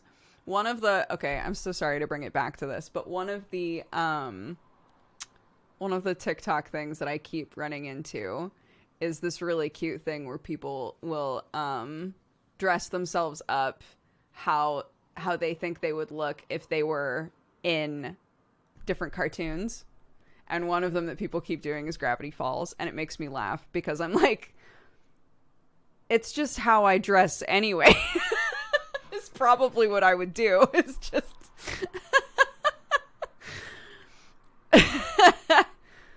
Gravity Falls for anybody who doesn't know, Gravity Falls takes place in Oregon, which is the state where I grew up, which is just like everybody wears jeans and t-shirts and plaid and that's it. So I'm like, I already dressed like I'm in Gravity Falls, but it's very cute. It's really cute. The people that go really hard and are like, here's me if I was in Pokemon, and here's me if I was, you know, the Sith in Star Wars. I'm like, oh, damn. I like when all of them are super different. It's very fun.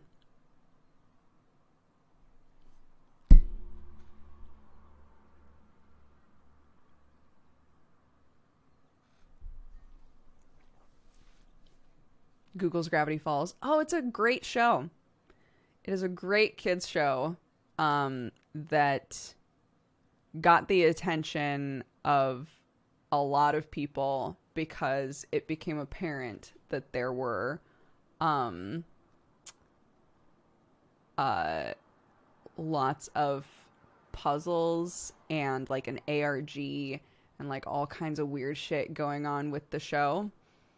And it created this like really rabid fan base of people who were watching that were trying to like solve all of these mysteries of like snippets of information they were getting from like the ending credits and stuff each episode. Because the show is about a place in Oregon called Gravity Falls where weird shit happens all the time.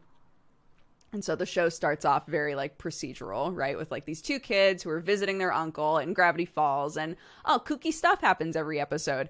And then it gets like wild. Like it slowly gets more and more weird in a great way. And it was awesome. It was a really great experience as a show, for sure.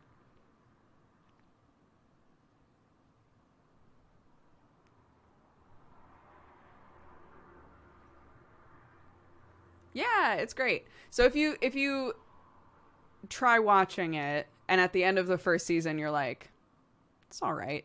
Right? It's a kids show about weird stuff. It's cute, I guess. It's fine. If I remember correctly,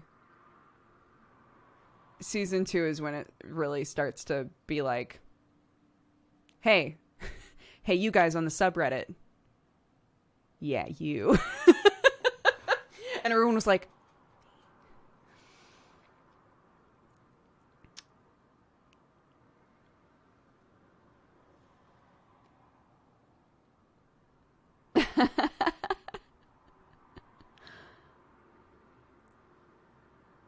JP, get out of here. Thank you for the 63 months, bud. How are you? We're not calling it Dodge and Cox. We're not calling it Dodge and Cox. Just to reiterate, we're not calling it Dodge and Cox. I refuse. Jesse and I are talking about doing a podcast. It does not have a name, and when it does have a name, it will not be Dodge and Cox. It won't be, no. And it will not be Cox Dodgin'. Neither of those names are good names, and it's not happening. It's not a thing.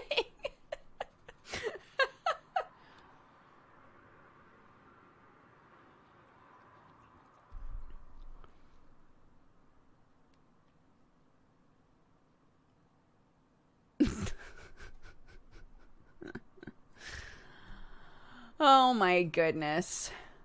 Again, if you would like to enter our giveaway, it is for a bundle, an incredible bundle for a good cause with over 1,000 games. Type whatever pantry, all one word, all lowercase in chat. If you've done it once already, doing it a second time won't do anything for you. But if you haven't entered it, feel free. And if you do exclamation point giveaway, it'll tell you about the bundle and you can go and check it out for yourself. It's only $5 for the whole thing, $5 minimum. We'll be paying $100 for each bundle. It's worth way more than that, but yeah.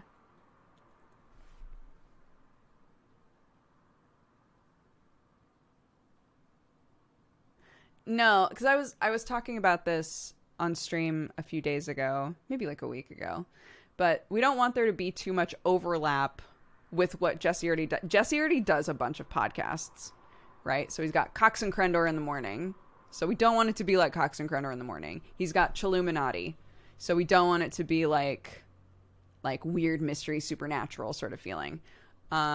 He's got Star Wars, new canon book club, which it wouldn't be anything like that anyway. But just to reiterate, he's got a lot of shit going on. He's got his fingers in a lot of different like podcast pies. So, trying to do something different from all of that. But I think that we agree, and a lot of you agree, we are at our best when we're just kind of hanging out and talking about whatever we want. So trying to build off of, like, how do we have enough freedom to just kind of hang? And, like, what does that look like for us as a podcast? Yeah. The Codger cast.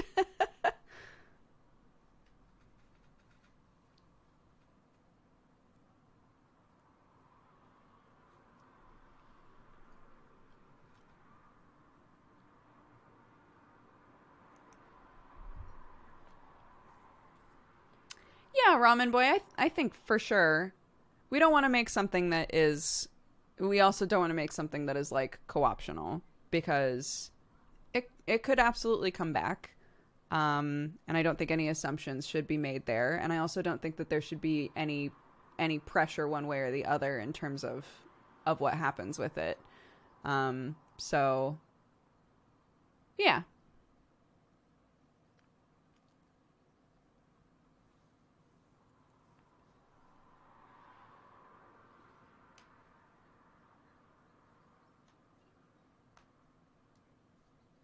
You guys could have an advice section. Advice sections make me nervous. Advice sections make me nervous. The idea of giving advice to somebody. I don't know why. I do it on here all the time. But, like, for some reason, the idea of being like, yes, write into us. Ask us questions about your life. We'll tell you what to do. I'm like, I don't know that that's a good idea.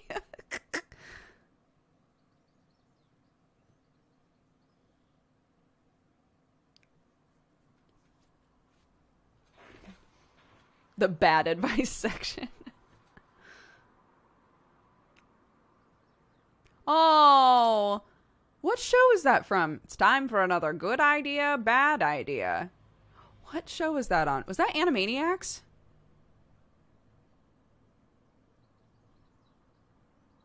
Yes? Okay.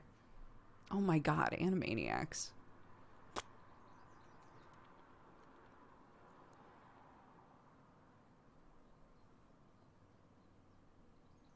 I'm new to the stream, but you seem like a person who would give sage advice. Thank you, and welcome to the stream. I hope you've been having fun.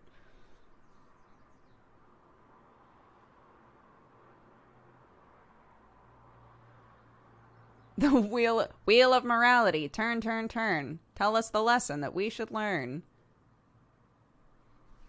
Ugh.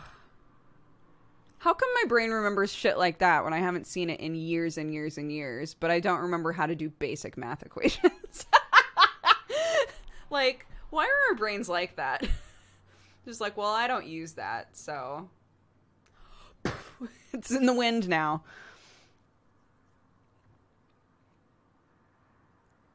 Because you enjoyed it. That's true. You remember things that connect with you, don't you? Remember stuff that you like.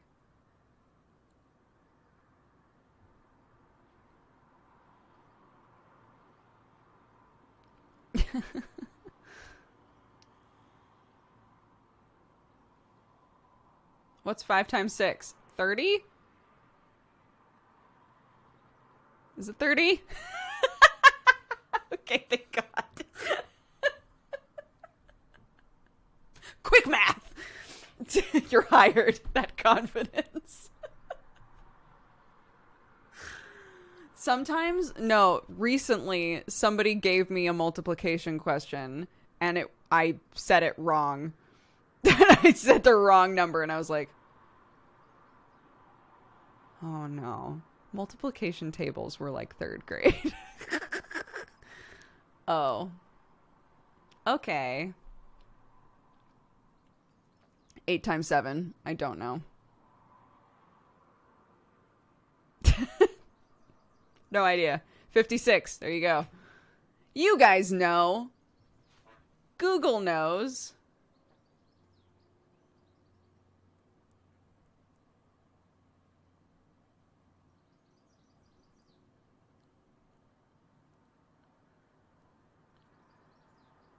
To be honest, I never 100% learned the multiplication table. My teacher turned it into a competition, which I was invested in just long enough to realize I was not as good at multiplications as all of the other people, and then I stopped caring as much. I'm competitive enough to be like, ooh, a game? And then once I realize that I'm shitty at the game, or that other people already know how to play the game, there was one kid in my class. I think that everybody either was this kid or knew this kid. And there's like no ill will or bad feelings whatsoever. And I didn't have them back then either. But, there was a girl in my class who, with all of the math stuff, knew it already. So every time we got to a new math section, she already knew everything. And I was so jealous because in my mind, I was like, oh my God, I'm an idiot, right? Like, she's already figured it all out. Now that I'm older, I'm like, she probably was already taught it by her parents, maybe. Or, like, it didn't make, unless she's like a math genius, which maybe she was. I was like, I don't understand how we could literally be on day one of learning multiplication tables and she already knows all of them.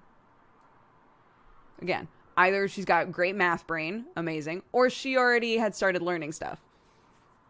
But at the time I was like, I'm dumb because I can't figure it out. And our teacher already was like, let's play a game where whoever knows the multiplications stands up and says them out loud. And she knew all of them. And I was like, oh no, I'm dumb. Oh no, I'm dumb. Right?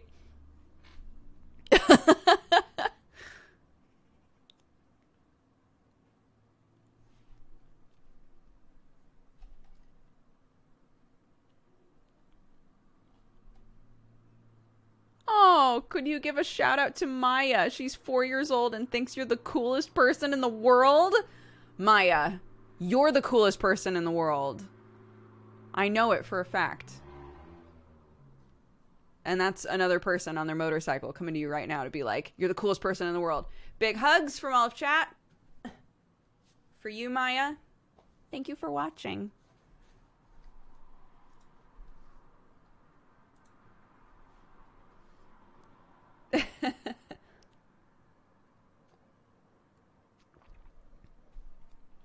Is there a window to your left, or is that heaven? Over here, there's a window, yeah. There's also a window back there. Oh my God. I'm just now realizing that I'm gonna eventually run into, while going through my clips library, I'm gonna eventually run into all of the clips that are like, that are like moths coming into my room in the middle of the night and me going, ah! Oof.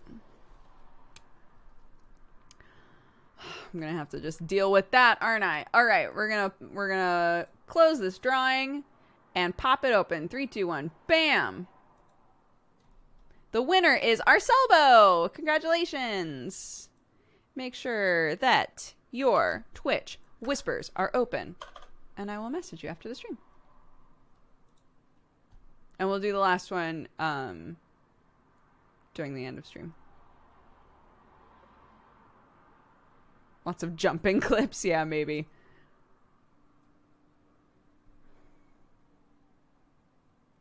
Adam just said they've accepted a scholarship to Columbia Law to study human rights law, and thanks you for years of background vids while they studied. Oh, congrats, Adam. ATOM327. Congrats. That's amazing.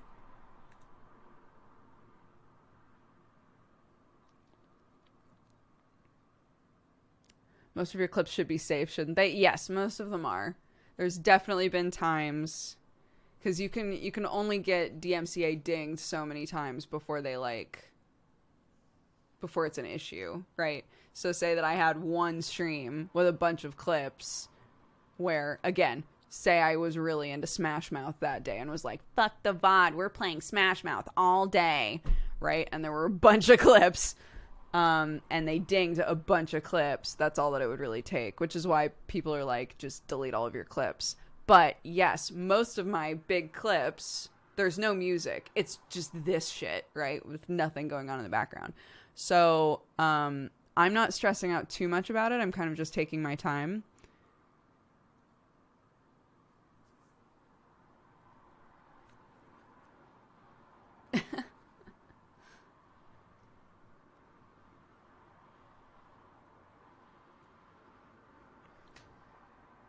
Yeah. So I showed a few of the clips that I've downloaded so far. They are also ones that I'm leaving up for people to watch. I saw Sam's tweet with 86,000 clips gone. Yeah, and that's not all of them. He's not done yet. Those are just like the low viewed stuff that he's just blanket getting rid of before he actually goes through. It's crazy. I know. So, yeah. A lot of us have tons of clips to go through. Fortunately, I don't have... Like, I think Sam's streams get clipped a ton. So there are really funny, like, interaction moments that people love to clip. Most of my clips, I don't even understand why it was clipped. So it's a bit easier for me to go through. But literally right now, I still haven't gone through all of the clips that are 0 view clips. So...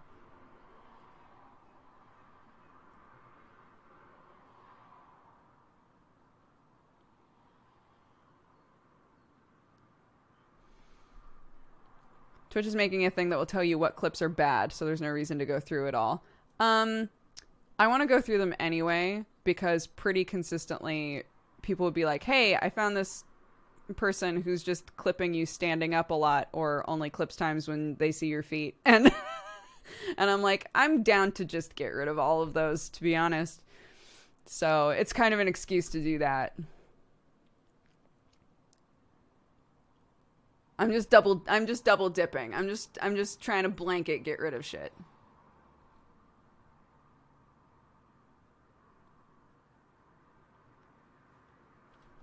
Except the like the good ones.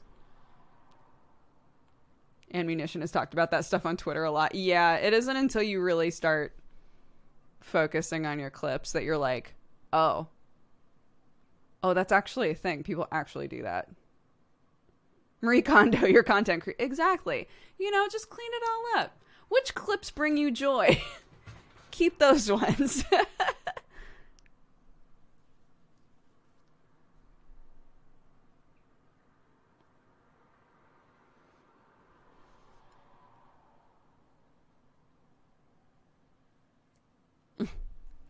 This clip sparks joy.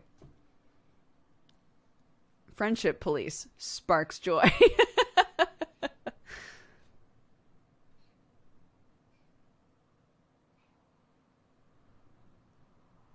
I wish I had feet clips on my channel. You don't, JP. You don't wish that.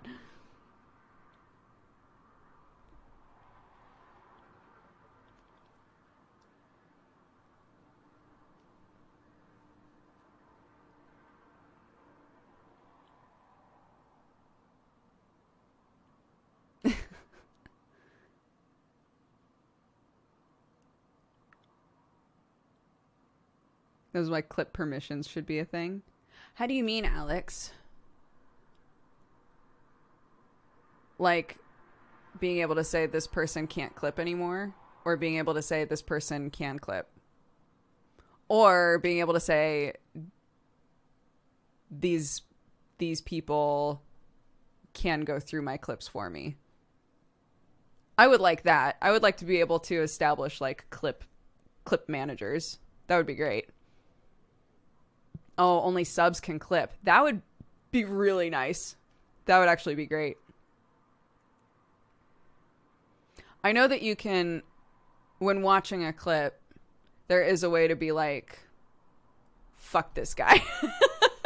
Right? To just be like, I don't want this person on my channel. But I don't think that there's a button in there that's like, this person isn't allowed to clip.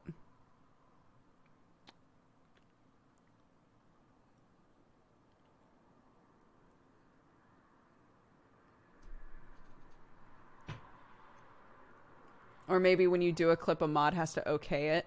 That would be rough. That would have to be in conjunction with a, like, only subs can clip sort of a thing. Even then, some channels, it's like 1,000, 2,000 clips a stream, maybe more.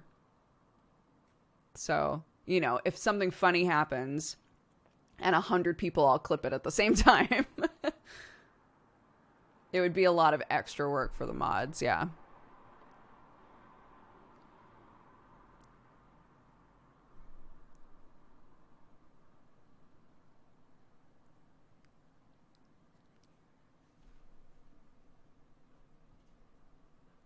I've been combing through my clips and found this one. Yeah, that's one of the ones that we watched earlier.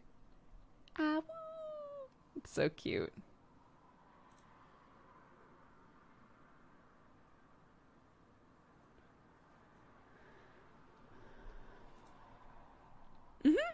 People can still clip. Yeah, clips are still a thing.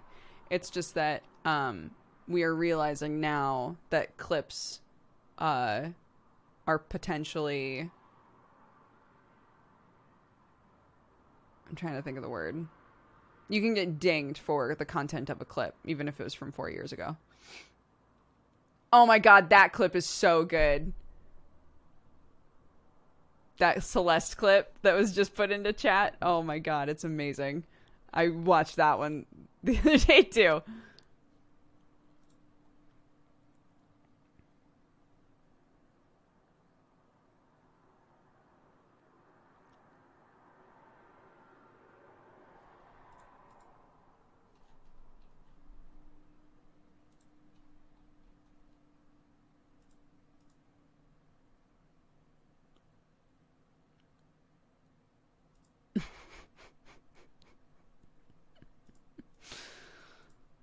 Sorry. You saw the update from Twitch though, right? They get their system to scan through clips and remove all clips that have copyright songs. Yes. But again, there's another part of that, which is if you wanted to save the clip, you would have had to have gone through everything ahead of time in order to identify like, okay, they are going to delete this clip, but I want to save it, right? I want to download it. So you still, in that situation, have to go through your clips. It's generally being encouraged that everybody go through their clips anyway. So.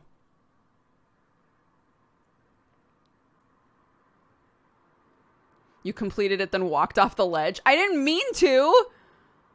I didn't do it on purpose.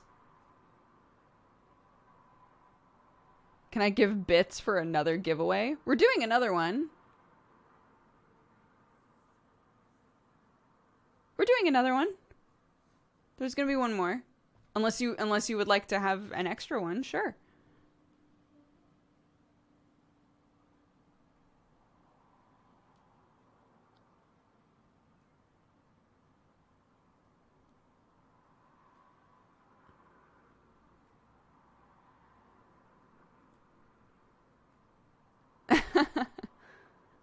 Another one. Sure, Avi. If you want to gift another bundle, incredible. Avi has thrown 10,000 biddies into chat for us to buy another bundle. Let's do it. Let's do it.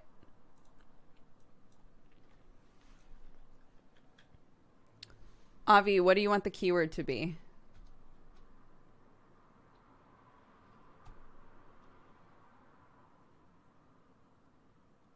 Oh no.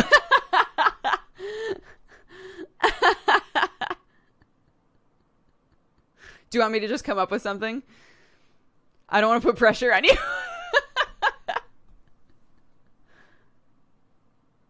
Oh no, all one word. Okay, got it.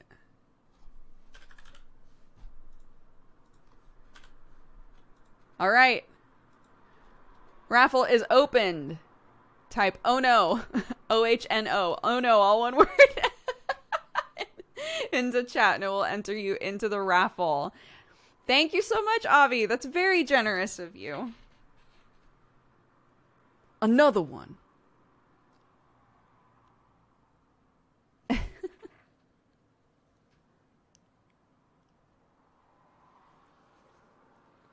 And again, if you already have the bundle, if you don't necessarily want the bundle, you can give me the email of a person you would like to gift it to, however you would like to do it.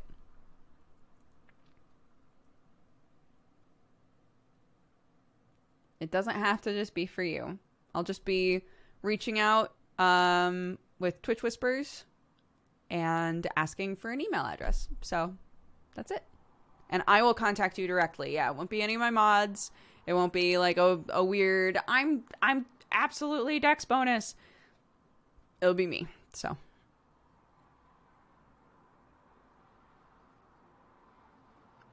It won't be Dexy Mexy.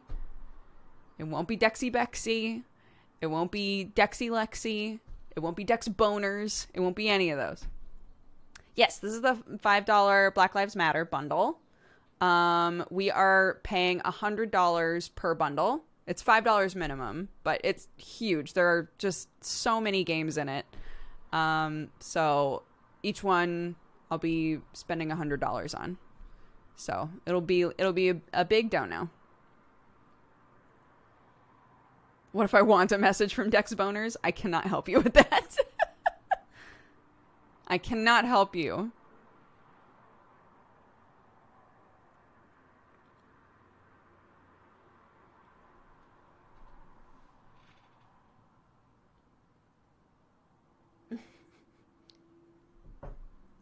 Have you tried Dalgona coffee? I have not. I have instant coffee in the house, so I totally could. And I have like an electric whipper. I absolutely could do Dalgona coffee. I just haven't tried it yet.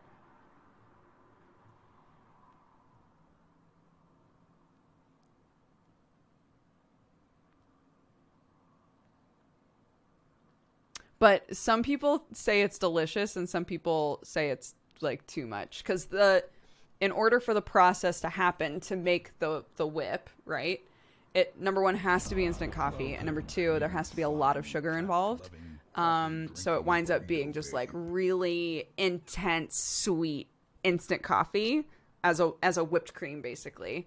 And so I probably wouldn't do it with regular milk or like a coconut milk. Anything that's already kind of rich or thick, I don't think would work super well for it. So I'd probably use like almond or oat milk. I don't know. I do want to try it.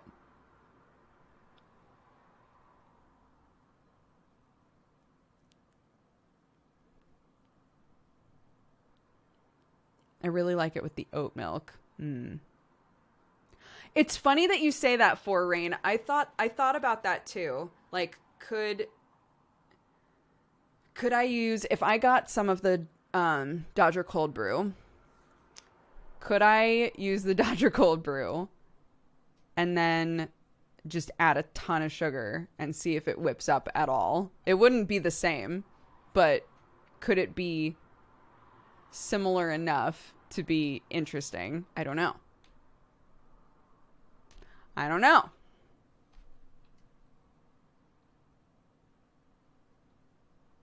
Kayla, what did Kayla say? Welcome, you fine cat-loving, coffee-drinking burrito babe. Oh, yes! I was gonna say, is this a baby update? It is. Kayla2102 says, "Hey Cat Gang, happy Saturday. I hope you're all having an amazing weekend. I'm laying in bed with the newest member of the Cat Gang, our little boy born on Thursday named Alex. Congratulations! Congratulations. That's so awesome. Enjoy every moment. It's a trip. Much love from all of us."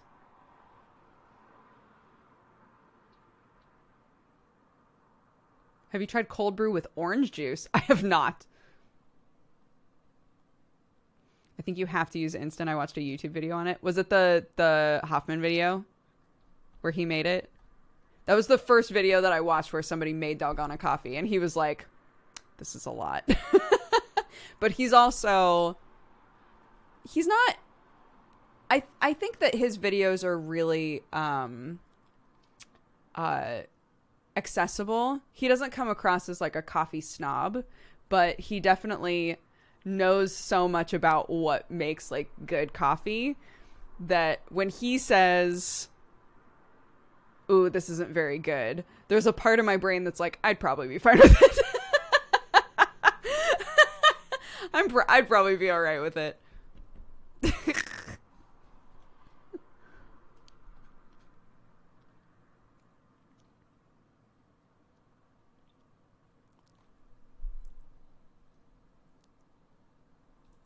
Life goal to be a coffee snob. No, if I went back to my hometown and went to that old diner that's been there forever where I found a fly in my hot chocolate as a kid, right? This is the standard quality. If I went home and got breakfast and a cup of coffee from that burnt ass machine out there and couldn't enjoy it, I would be sad.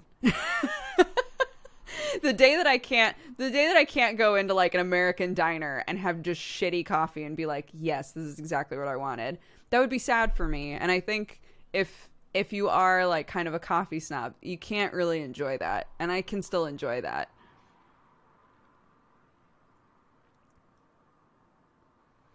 When we buy the bundle, do we get the games when it's all over? No, so you are, and you get an email, and it's like, here's all your games. And you click on it. If you make an account, they're just saved to your account.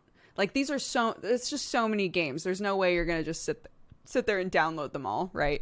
So, with something like this, I would say just make an itch.io account. And then anytime you log in, it'll be like, here's all the games.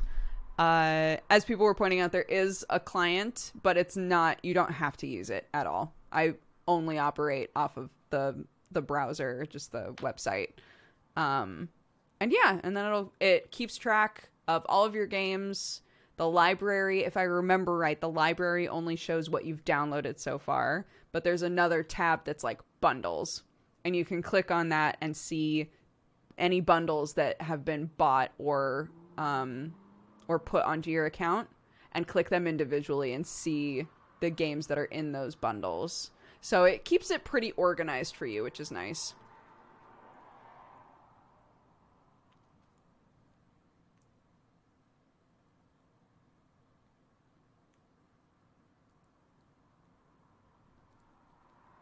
Can't download them all. You underestimate my power. Yo, if you can download them all, power to you.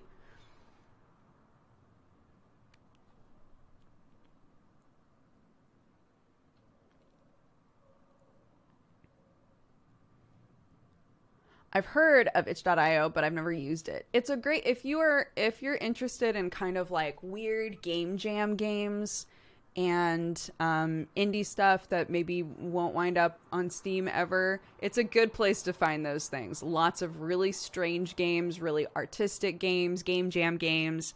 They have like a good variety of stuff on there. And like we were talking about earlier, some of the games in this bundle are TTRPGs. Right? So there's like text-based stuff on there that is still a game that you can download as like a PDF or whatever. So it operates a bit differently. There's a different vibe at itch.io than on Steam. It's a place to find the weird stuff. So I enjoy it for that. It's a lot of like small, interesting games. But they also have a lot of the big stuff as well. So a lot of students at my uni upload their capstone projects on there. There you go.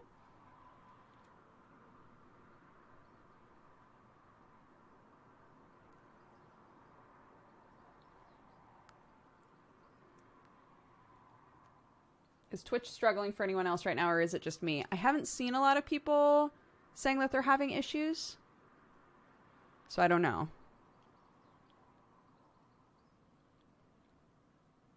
Yeah, Night in the Woods is on there. Celeste is on there. Pyre is on there. Mortician's Tale is on there. White Door is in there, I think. There's just a ton of stuff. Minute. We played Minute. Minute is in there.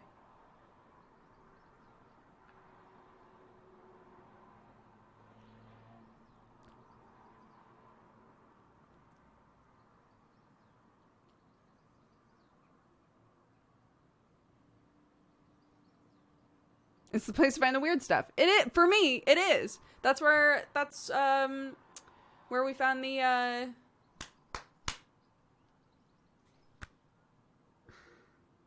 game where you're in Natalie Portman's mouth. When you're like a gremlin inside Natalie Portman's mouth. The place to find that game was itch.io, or the popsicle game.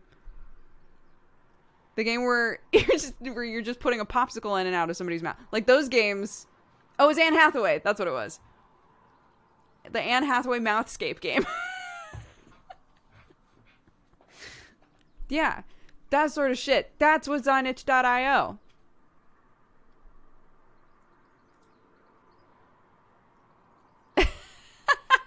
I don't know how to respond to that. Look, you don't have to play them. I'm just saying, this is where this stuff is found.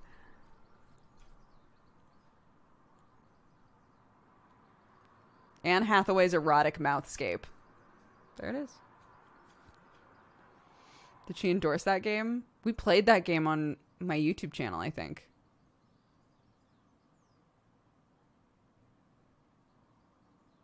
Laura. Laura was the one. She's the one who told me about it. During a co-optional. Yes, the popsicle game is called Succulent. She also told me about Succulent.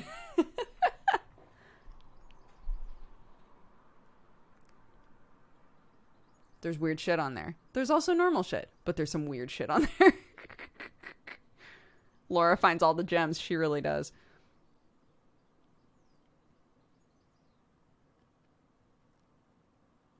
The Archbishop of Butts. Exactly. I hate all of those words together. What are you gonna do? What are you gonna do?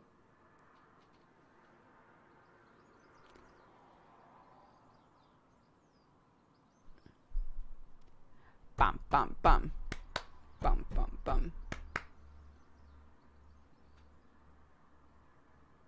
Yeah, and if you're somebody, according to them, correct me if I'm wrong, but if you're somebody who bought the bundle before it got this big, so while it was still like 500 or 700 games or whatever, if you bought the bundle earlier on, they update the bundle that you already bought.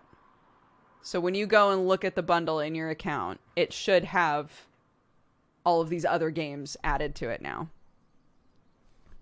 which is also incredibly generous and awesome. Wow, you can really dance. Wow, you can really dance. It's so stupid. It's stupid.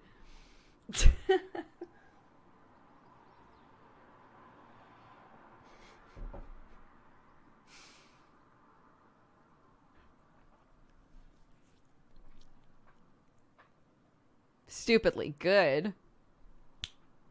You know it, baby. You know it, baby. Who voiced your sub notification? Wayne June. Wayne June is the narrator of the game Darkest Dungeon. And at the time when Darkest Dungeon came out, the people who were playing it or talking about it a lot, they thought that it would be a really fun, nice thank you to have Wayne June record a subscriber notification for some of the streamers that were streaming the game. And so they sent that to me and I was like, this is incredible, and I've used it ever since. And I've talked before about contacting Wayne June on my own and being like, hey, can I get you to record a couple more? Yeah.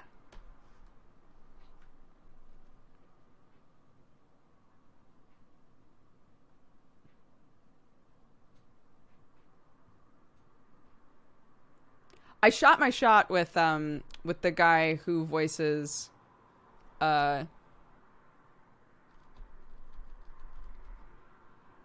Hades in the Hades game. I was like, "Hey, what up?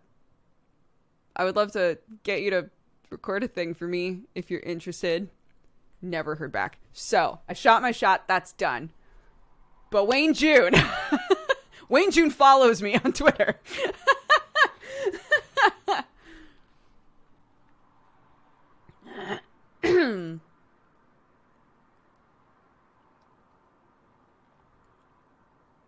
It was worth the shot. It was worth the shot. I tried.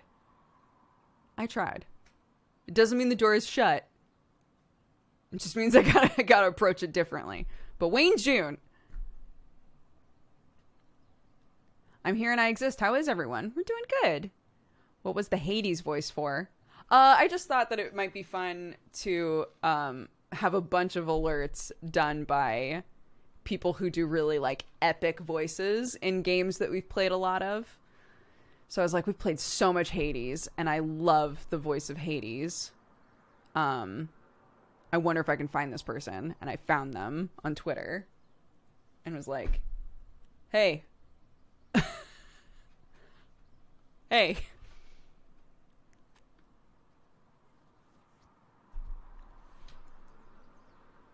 Have you played the DLC content for Darkest Dungeon? We played it yesterday, and I got really fucking frustrated.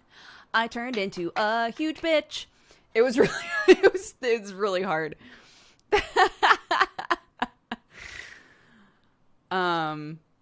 The DLC, for anybody who doesn't know, the DLC that they just added, it's free, like the other ones.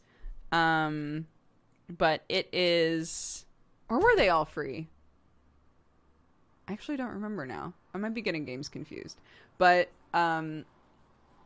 Butcher's Circus is the new DLC, and it's PvP. And we very quickly realized, oh, there's a meta, and it's these characters with these items and nothing else.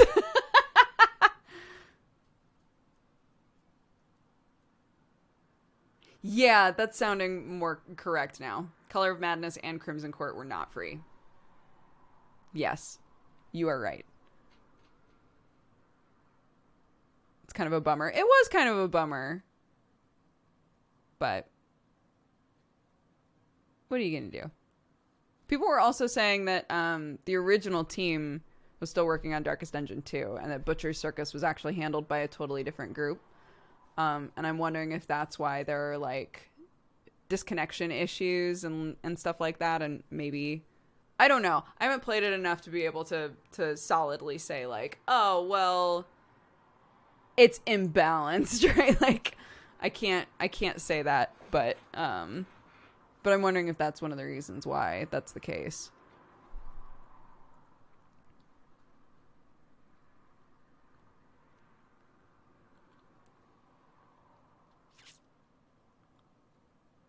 That code is hard, dude. Yeah, dude. But it was fun. It is fun. It's absolutely fun. I played it a little more yesterday.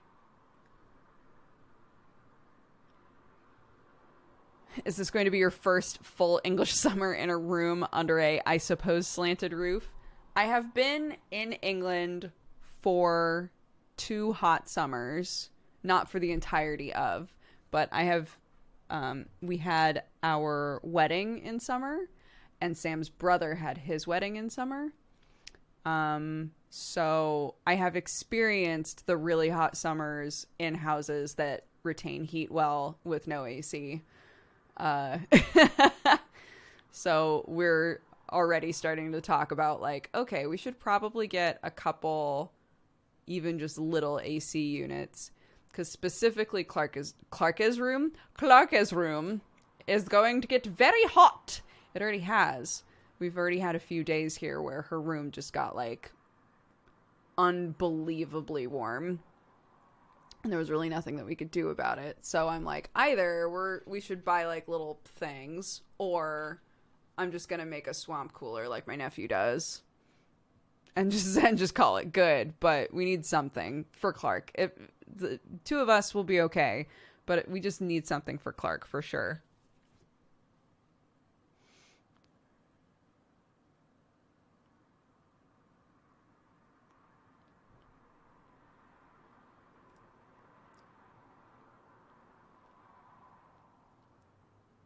What is a swamp cooler? It's like a DIY AC system. Where you fill it with ice. It's typically just made out of a bucket with a bunch of ice in it. And then it cools down the room.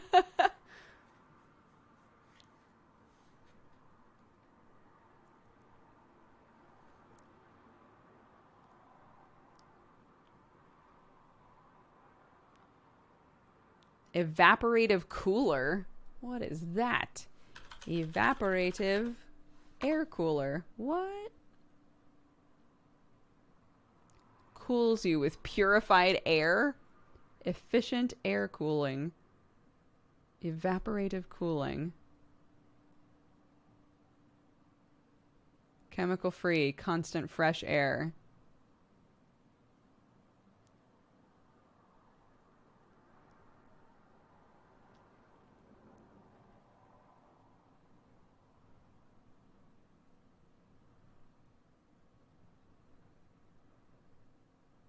Interesting.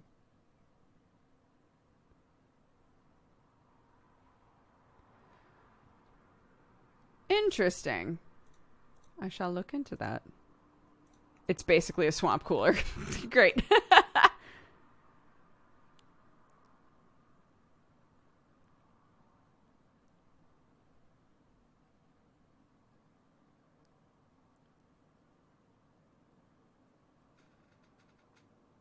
They work really well somewhere that's dry.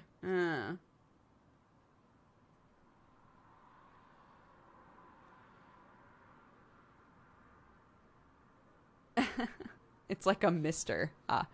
When did you move to the UK? Last I tuned in, you were in the US. I thought it was quite a while ago. We moved in December.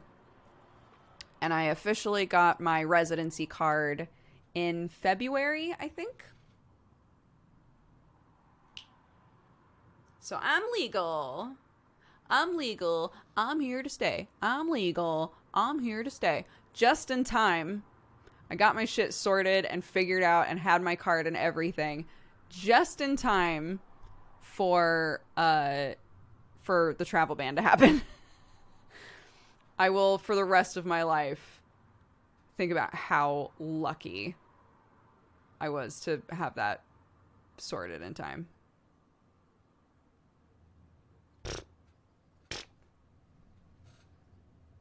Is Sakura Fantasy 2 ever going to come out?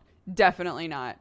They've made so many other Sakura games that Sakura Fantasy 2 is definitely thrown in the trash. Unfortunate.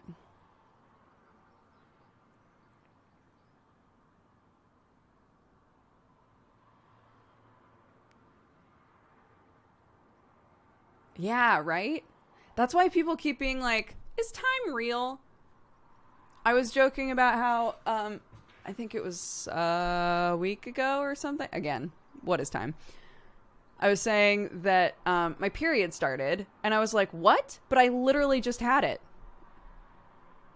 No, it had been a month. It's just don't realize it, right? Yeah, there's a reason that people keep being like, what is time? Is it real? Is it not real? Because we've all been, well, not all of us. A decent number of us have been either in lockdown or quarantine or under travel ban for months now. It's been months. Isn't that wild? It's wild. Yeah. For years. We've been in quarantine for years now. Welcome, you fine cat-loving, coffee-drinking burrito babe.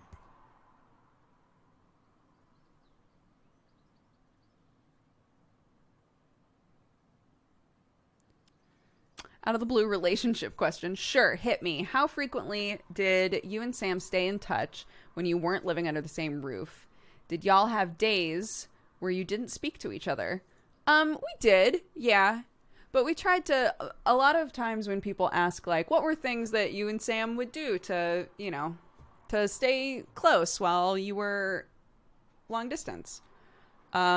we realized very quickly that it was really important to let the other person know. Like, it was important for me to take the time to let Sam know I was thinking of him, and vice versa. It's really easy to get in your own head when you're in a long distance relationship. Especially if you've been in bad relationships before. It's really easy to be like, to kind of drive yourself crazy, right? Like, I don't know what he's up to. I don't know what he's doing, right? And it's not my job to like keep tabs on him, right? He is a person living his own life. I am a person living my own life, and trust is important in a relationship, right? But when you're long distance, there is this feeling of like, I hope that he misses me. I hope that he's thinking of me.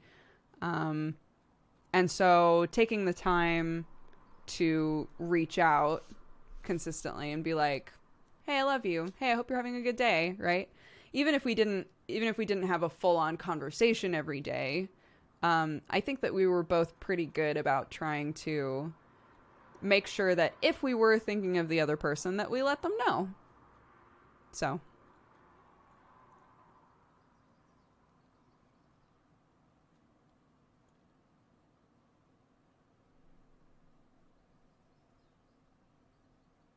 Also send each other lots of cat gifts. Yes. Yeah, Sam and I had we did lots of, at the time it was Skype, lots of Skype dates. We would eat food together. Time zones were totally different, right? But we would eat food together and watch shows together and all of that. But in terms of like having a conversation every single day, no, not necessarily. But I think that one of us at least would initiate a, hey, I love you. Hey, I miss you. I hope you're having a good day. I'm thinking of you. That sort of an exchange, I think having that consistently was important. Yeah. One thing I do with long distance friends is text them and say hi when I'm thinking of them. It's not quite the same as LDR, but it's similar. Absolutely. I think that sometimes we feel weird reaching out to somebody for no reason. Right? But it does, when you try to swap places, getting a message from somebody where they're just like, hey, I just wanted you to know I'm thinking of you. I hope you're doing good. That's nice, right? That's a nice feeling. Somebody was thinking of me. That's sweet. Flipping it in my mind has helped me to feel less weird about just reaching out to somebody and being like, hey, I hope you're doing good. You know?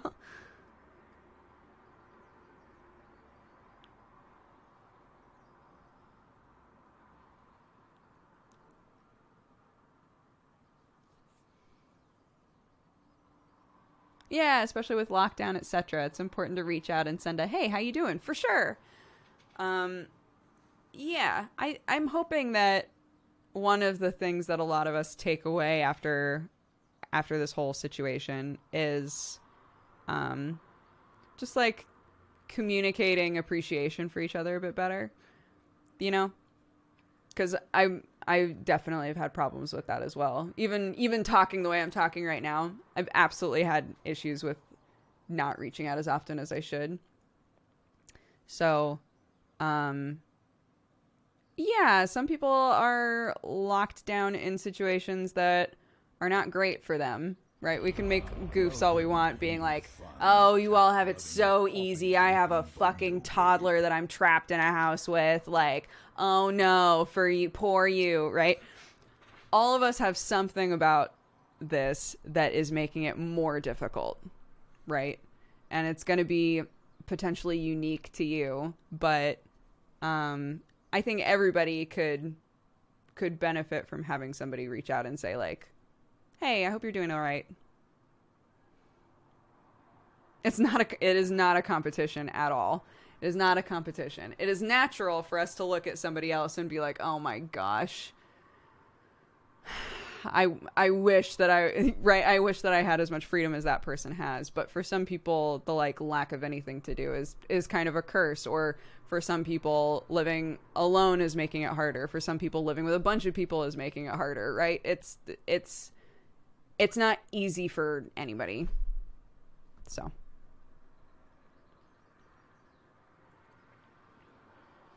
I've never been able to verbally express care or affection for people. I think it's a practice sort of a thing. I don't think it's something that that comes super naturally always. And again, it just depends on you, right? Like the sort of relationships that you have and all of that.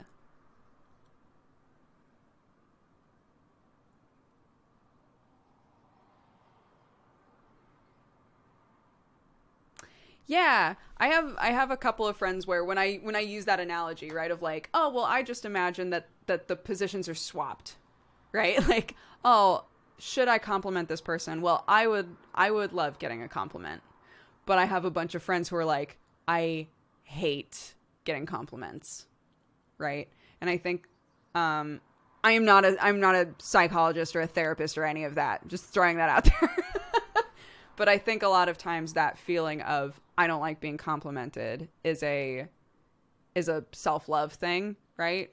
Is like I feel uncomfortable because I'm relating this to an insecurity I have, or et cetera, right? So yeah, sometimes that analogy isn't going to work of like, but wouldn't it be nice if you got a compliment? I'm like, no, no, it would not. But I think that's another thing that is good to practice, right? Is if someone gives you a compliment, instead of trying to negate it, just saying thanks.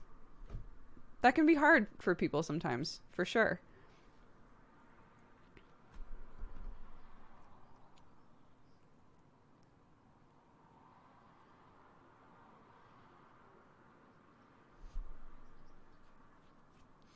About that advice podcast. No, it's not going to be an advice podcast.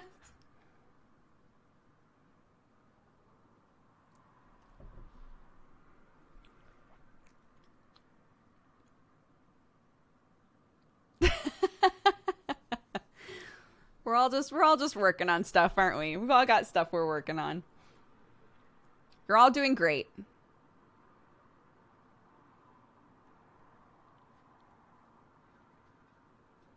Oh, pupper. Yeah, Jesse and I are going to do a podcast. We haven't decided what it's going to be yet, but we are going to do a podcast.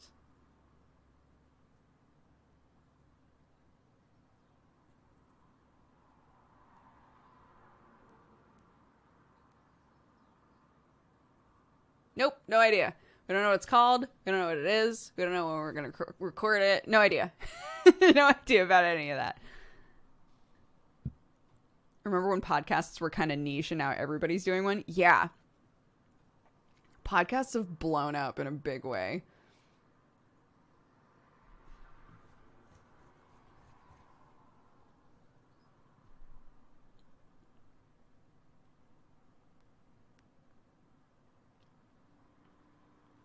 Remember when someone tried to file a patent on podcasting? Did they?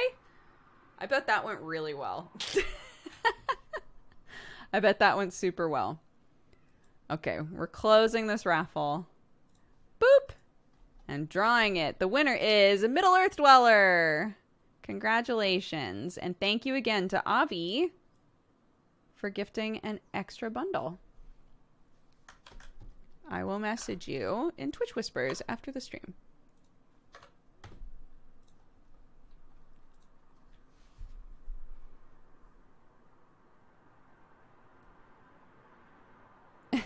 Congrats.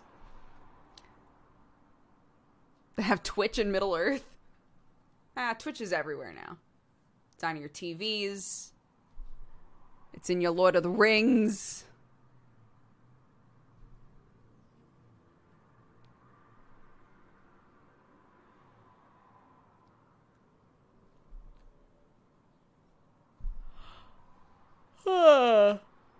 You think Sauron watches all day? He's got that big ol' eyeball.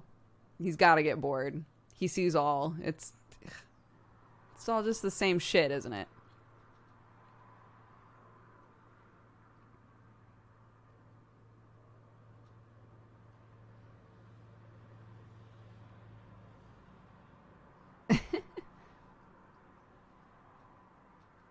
What are your favorite podcasts? Oh gosh. I haven't like gone through a big podcast spree in a while. I do love Radiolab.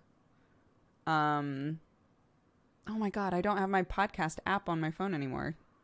I don't have anything on my phone anymore. What is this world? What was I listening to? I love My Brother and Me. I love Radiolab. Those are like kind of like everybody listens to those.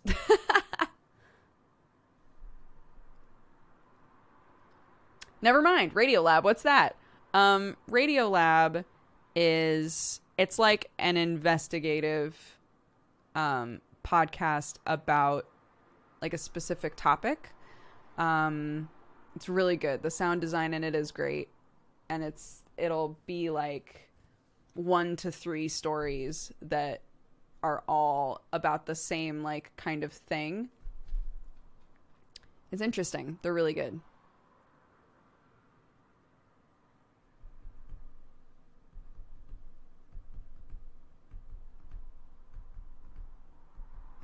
Yeah, Sawbones is pretty fun. Welcome to Night Vale, I listened to for a long time. Welcome to Night Vale, I think, opened my eyes up to the possibility of like storytelling inside of podcasts. Because up to that point, I hadn't really thought about the idea of like, what if this is a podcast in like a fictional place and the podcaster is a fictional person and all of that. Like I love that idea. It's super cool.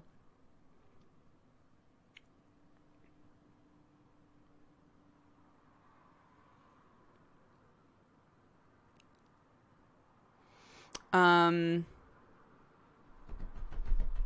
favorite murder is interesting. Murder podcasts are fun to me. Have you seen Escape Artist? I have not.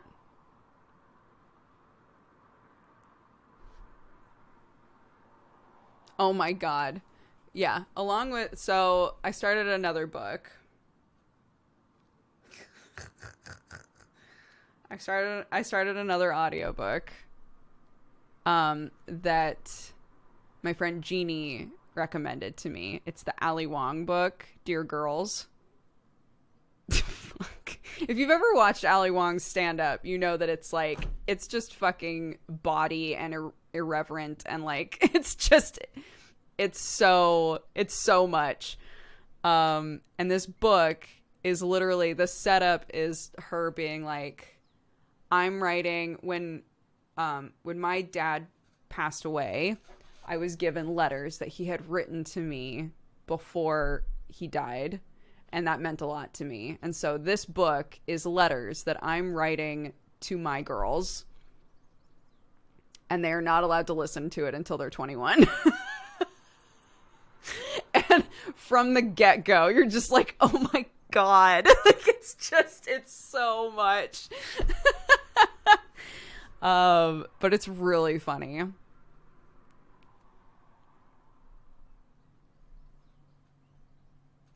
So, yeah, that's been a good like comedy thing to listen to for me. I'm still going strong. I'm still going strong in the evenings before I go to bed, even if it's really late. I go downstairs and I put on an audiobook and I do all the dishes. And then in the morning, the kitchen is clean and it's amazing. It's changed my life.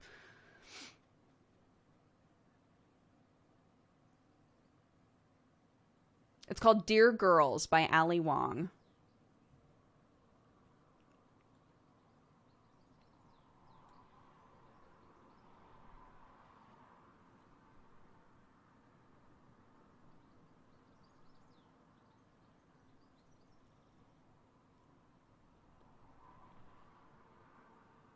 Small, simple changes. Exactly. And it's nice because I was saying before, it's become like kind of a good wind down for me.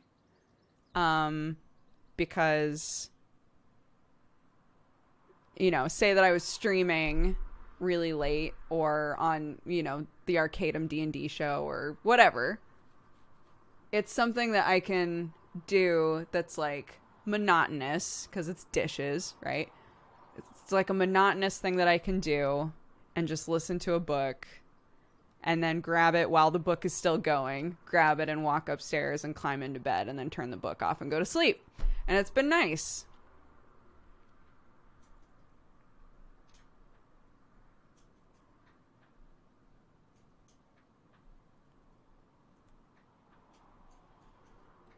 Anyone ever heard of a little podcast called Cox and Crendor? I actually also love listening to Cox and Crendor. I love listening to Star Wars New Canon Book Club when they do those. I really like listening to podcasts by my friends. It's just really nice.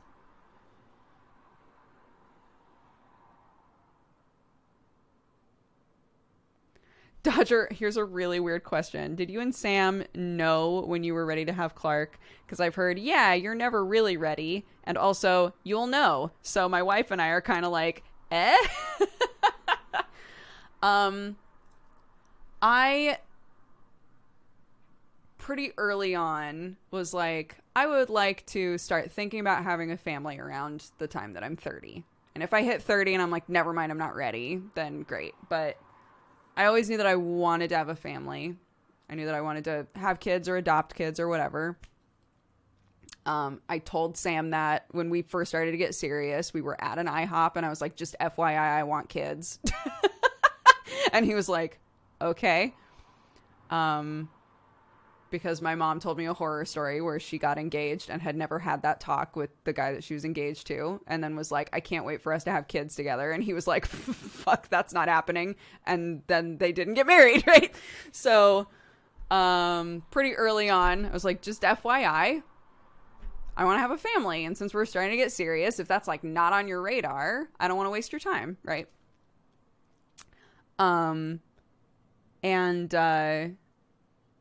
Yeah.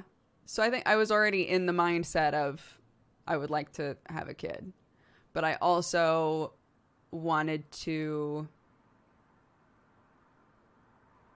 be in a position where I felt like I was stable. Where it was like, I feel comfortable money-wise. I feel comfortable in my relationship with my partner, if I had a partner. You know, everything else feels stable. And thus, it feels like that is a good next step for me. I'm ready for the family, right? So I don't think it was like a sudden, I'm going to have a kid. It was, there are variables here that kind of early on I thought to myself like, well, would I want to have a kid now? I can romanticize the idea of having a kid now, but do I actually want to have a kid now? Maybe not. My sister had my nephew when she was really, really young. And he's obviously like an incredible, wonderful part of her life. And I love him dearly. But, you know, my sister was still in high school, right? And so for me, it was like, ideally, I started thinking about that stuff really early on, from talking with my sister and talking with my mom. Like, for me, it was ideally, at what stage in my life do I think that I would want to have a family? And I just was like, I don't know, 30-ish. You know, that gives me a lot of time. I don't know, 30-ish. And if I hit 30 and I'm like not over it, then cool. You know, if I feel like there's still a bunch of stuff that I want to do and I don't want to kid around, then okay. But I don't know if that's helpful. I don't know if that's helpful. But yeah, I think mentally having variables in my mind of like, these are the things that I want to feel comfortable about before I start pursuing a family.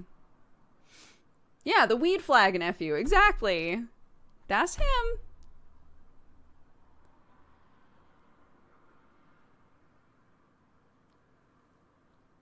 I've taken care of enough children as a job in my life. I know for sure I don't want kids.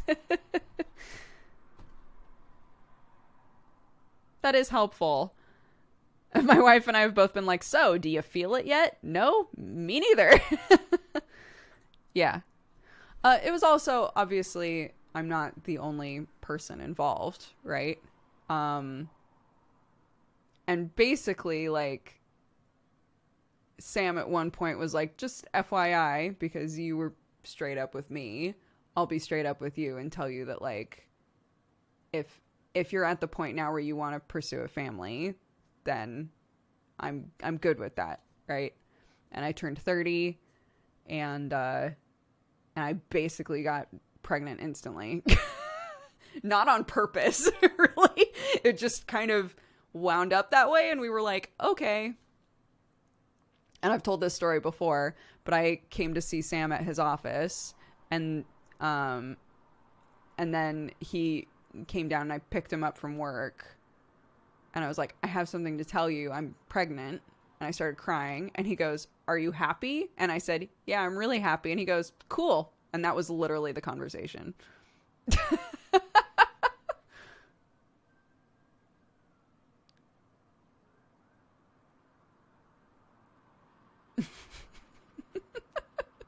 Cool.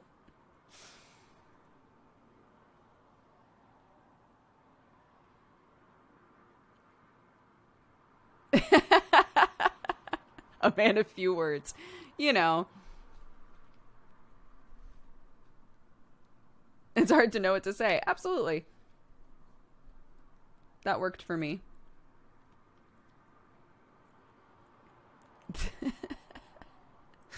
We English are so emotional. Oh, goodness. Okay, let's do our last giveaway.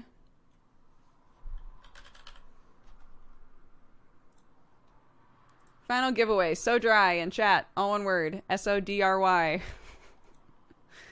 And this is going to be our final bundle giveaway. And I'm going to read off the activity feed and do all that sort of stuff. And we're going to wrap up for the day. So thank you all so much for hanging out with me. I appreciate it. Tomorrow we do have MangaPod. So if you would like to tune into MangaPod, amazing. If you won one of the bundles today, again, make sure that your Twitch whispers are open. And at some point after the stream, I will message you and ask for an email. And I think that's it. It looked like we had lots of new people in chat today. I don't know why, but what's up? I hope you had fun with us today. The streams aren't always this, but there's normally a part of it that is this. Typically at the beginning of every stream, it's a lot of this, just hanging out and talking and doing whatever. So if you liked this vibe, I hope that you'll come back. Our community's really sweet and wholesome and nice. And we try to be a loving place for people. So we would love to have you back. We would love to have you hang out. Okay, we've got some Valentines to read. Conical Coffee says, this is so goddamn cute. Prescott says, shout out to Zebdi, whose resub will always be remembered in Dodgers baby announcement. Aw. Baldier sent a Valentine to Arnar and said, you're a cutie and a nice chatter. Heronbug, again, thank you for signal boosting Adam327, saying they got into Columbia Law. Amazing. Ramen Boy says, a quick but well-deserved shout out to all of the fellow teachers that were back in school this week or have been preparing their rooms for reopening and looking after critical worker children. I hope it's been as relatively stress-free for you all as it has been for me so far. That's a nice message. Kayla, again, congrats on your new baby. I hope you're having a blast. Crickbell says, shout out to you. Me? Crickbell says, yo, Duke, shout out to you. Your story about your phone being bricked made me realize that I really should back up mine since I have a gacha game on it with over 200 hours. And if I ever lost the shape, I would go ape shit. Guys, back up your phones now. Thank you, Crickbell. Minnie Wendy says, I'm a hardcore lurker. You might not know me. Of course, I know your name. I've been going through some treatments the past 2 weeks. It's been tough on my system in general, and I want to thank Doogs and chat for being the only thing that's able to take my mind off of the discomfort. You're all wonderful. So thanks, Cat Gang. You mean a lot to me, even if you don't know it. Thanks for hanging out with us, Minnie Wendy. I hope that stuff goes okay for you. Big hugs. PG Wipeout says, a Valentine for Sam, the husband I wish I could be. Kissika says, thank you, Dukes, for the lovely stream. I'm sending love and hugs to all of the lonely people in chat. It will get better. Space Pirate Pluto says, I love listening to this chat while getting all of the cleaning done in my house. It's so great, so thank you. Amazing. Alex Ratman says, thanks, chat, for being lovely and not spamming the giveaways too much. Kudu Snippy says, thank you for the wonderful stream. I love rewatching clips filled up with so many good memories. So thanks, chat, for being wonderful and funny. Ekarusi says, thank you, Dodger, and chat for being a positive force during the bad times. And Lepa says, I don't have any friends IRL. It's nice to spend time with a great chat. You're all lovely. Thanks so much, guys. Thank you, thank you. Big hugs to all of you. Appreciate all of you very much.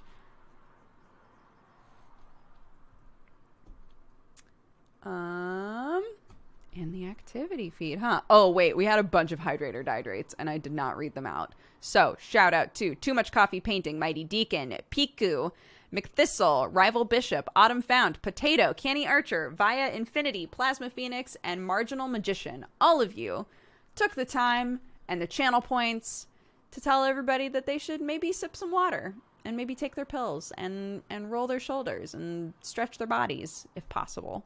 So thank you guys. Appreciate that. Here's a big gulp for you. Cheers. We also had a cheers that I did not do. From Lil Mini Windy. No! We'll do a cheers at the end. We'll do a goodbye cheers. How does that sound? Okay. Boop, boop, boop, boop, boop.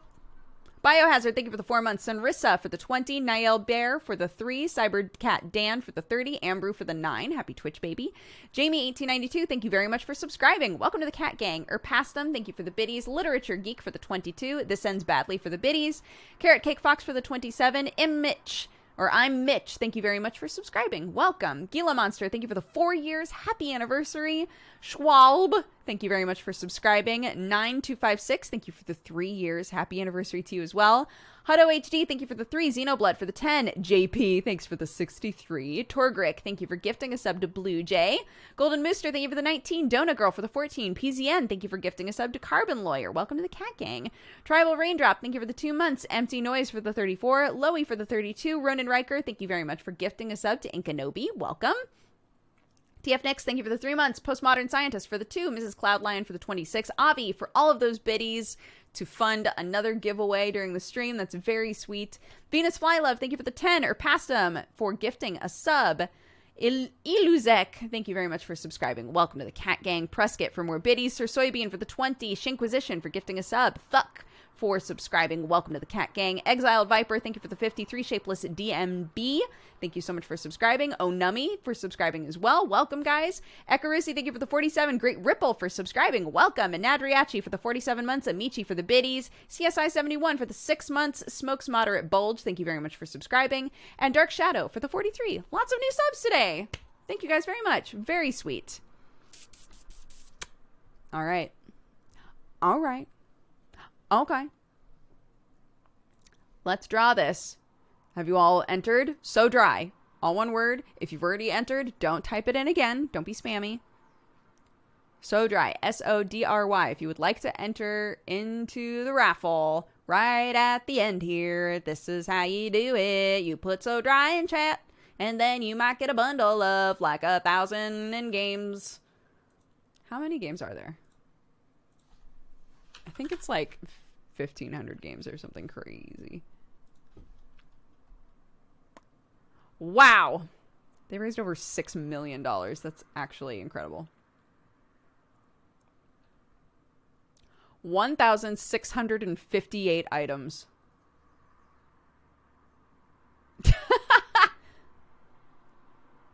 Regular value of $9,204 for this bundle. You save 99%. We sure do. We sure do. Okay, I'm closing it in 3, 2, 1. Countdowns are useless because there's a delay. Bam! And drawing for the final one. Willwall! Congratulations! Willwall, you are the winner of our final bundle today. Congrats, congrats. Okay, I'll message all of you after the stream. We've had a request for the raid. Who dis? I feel like I know this person.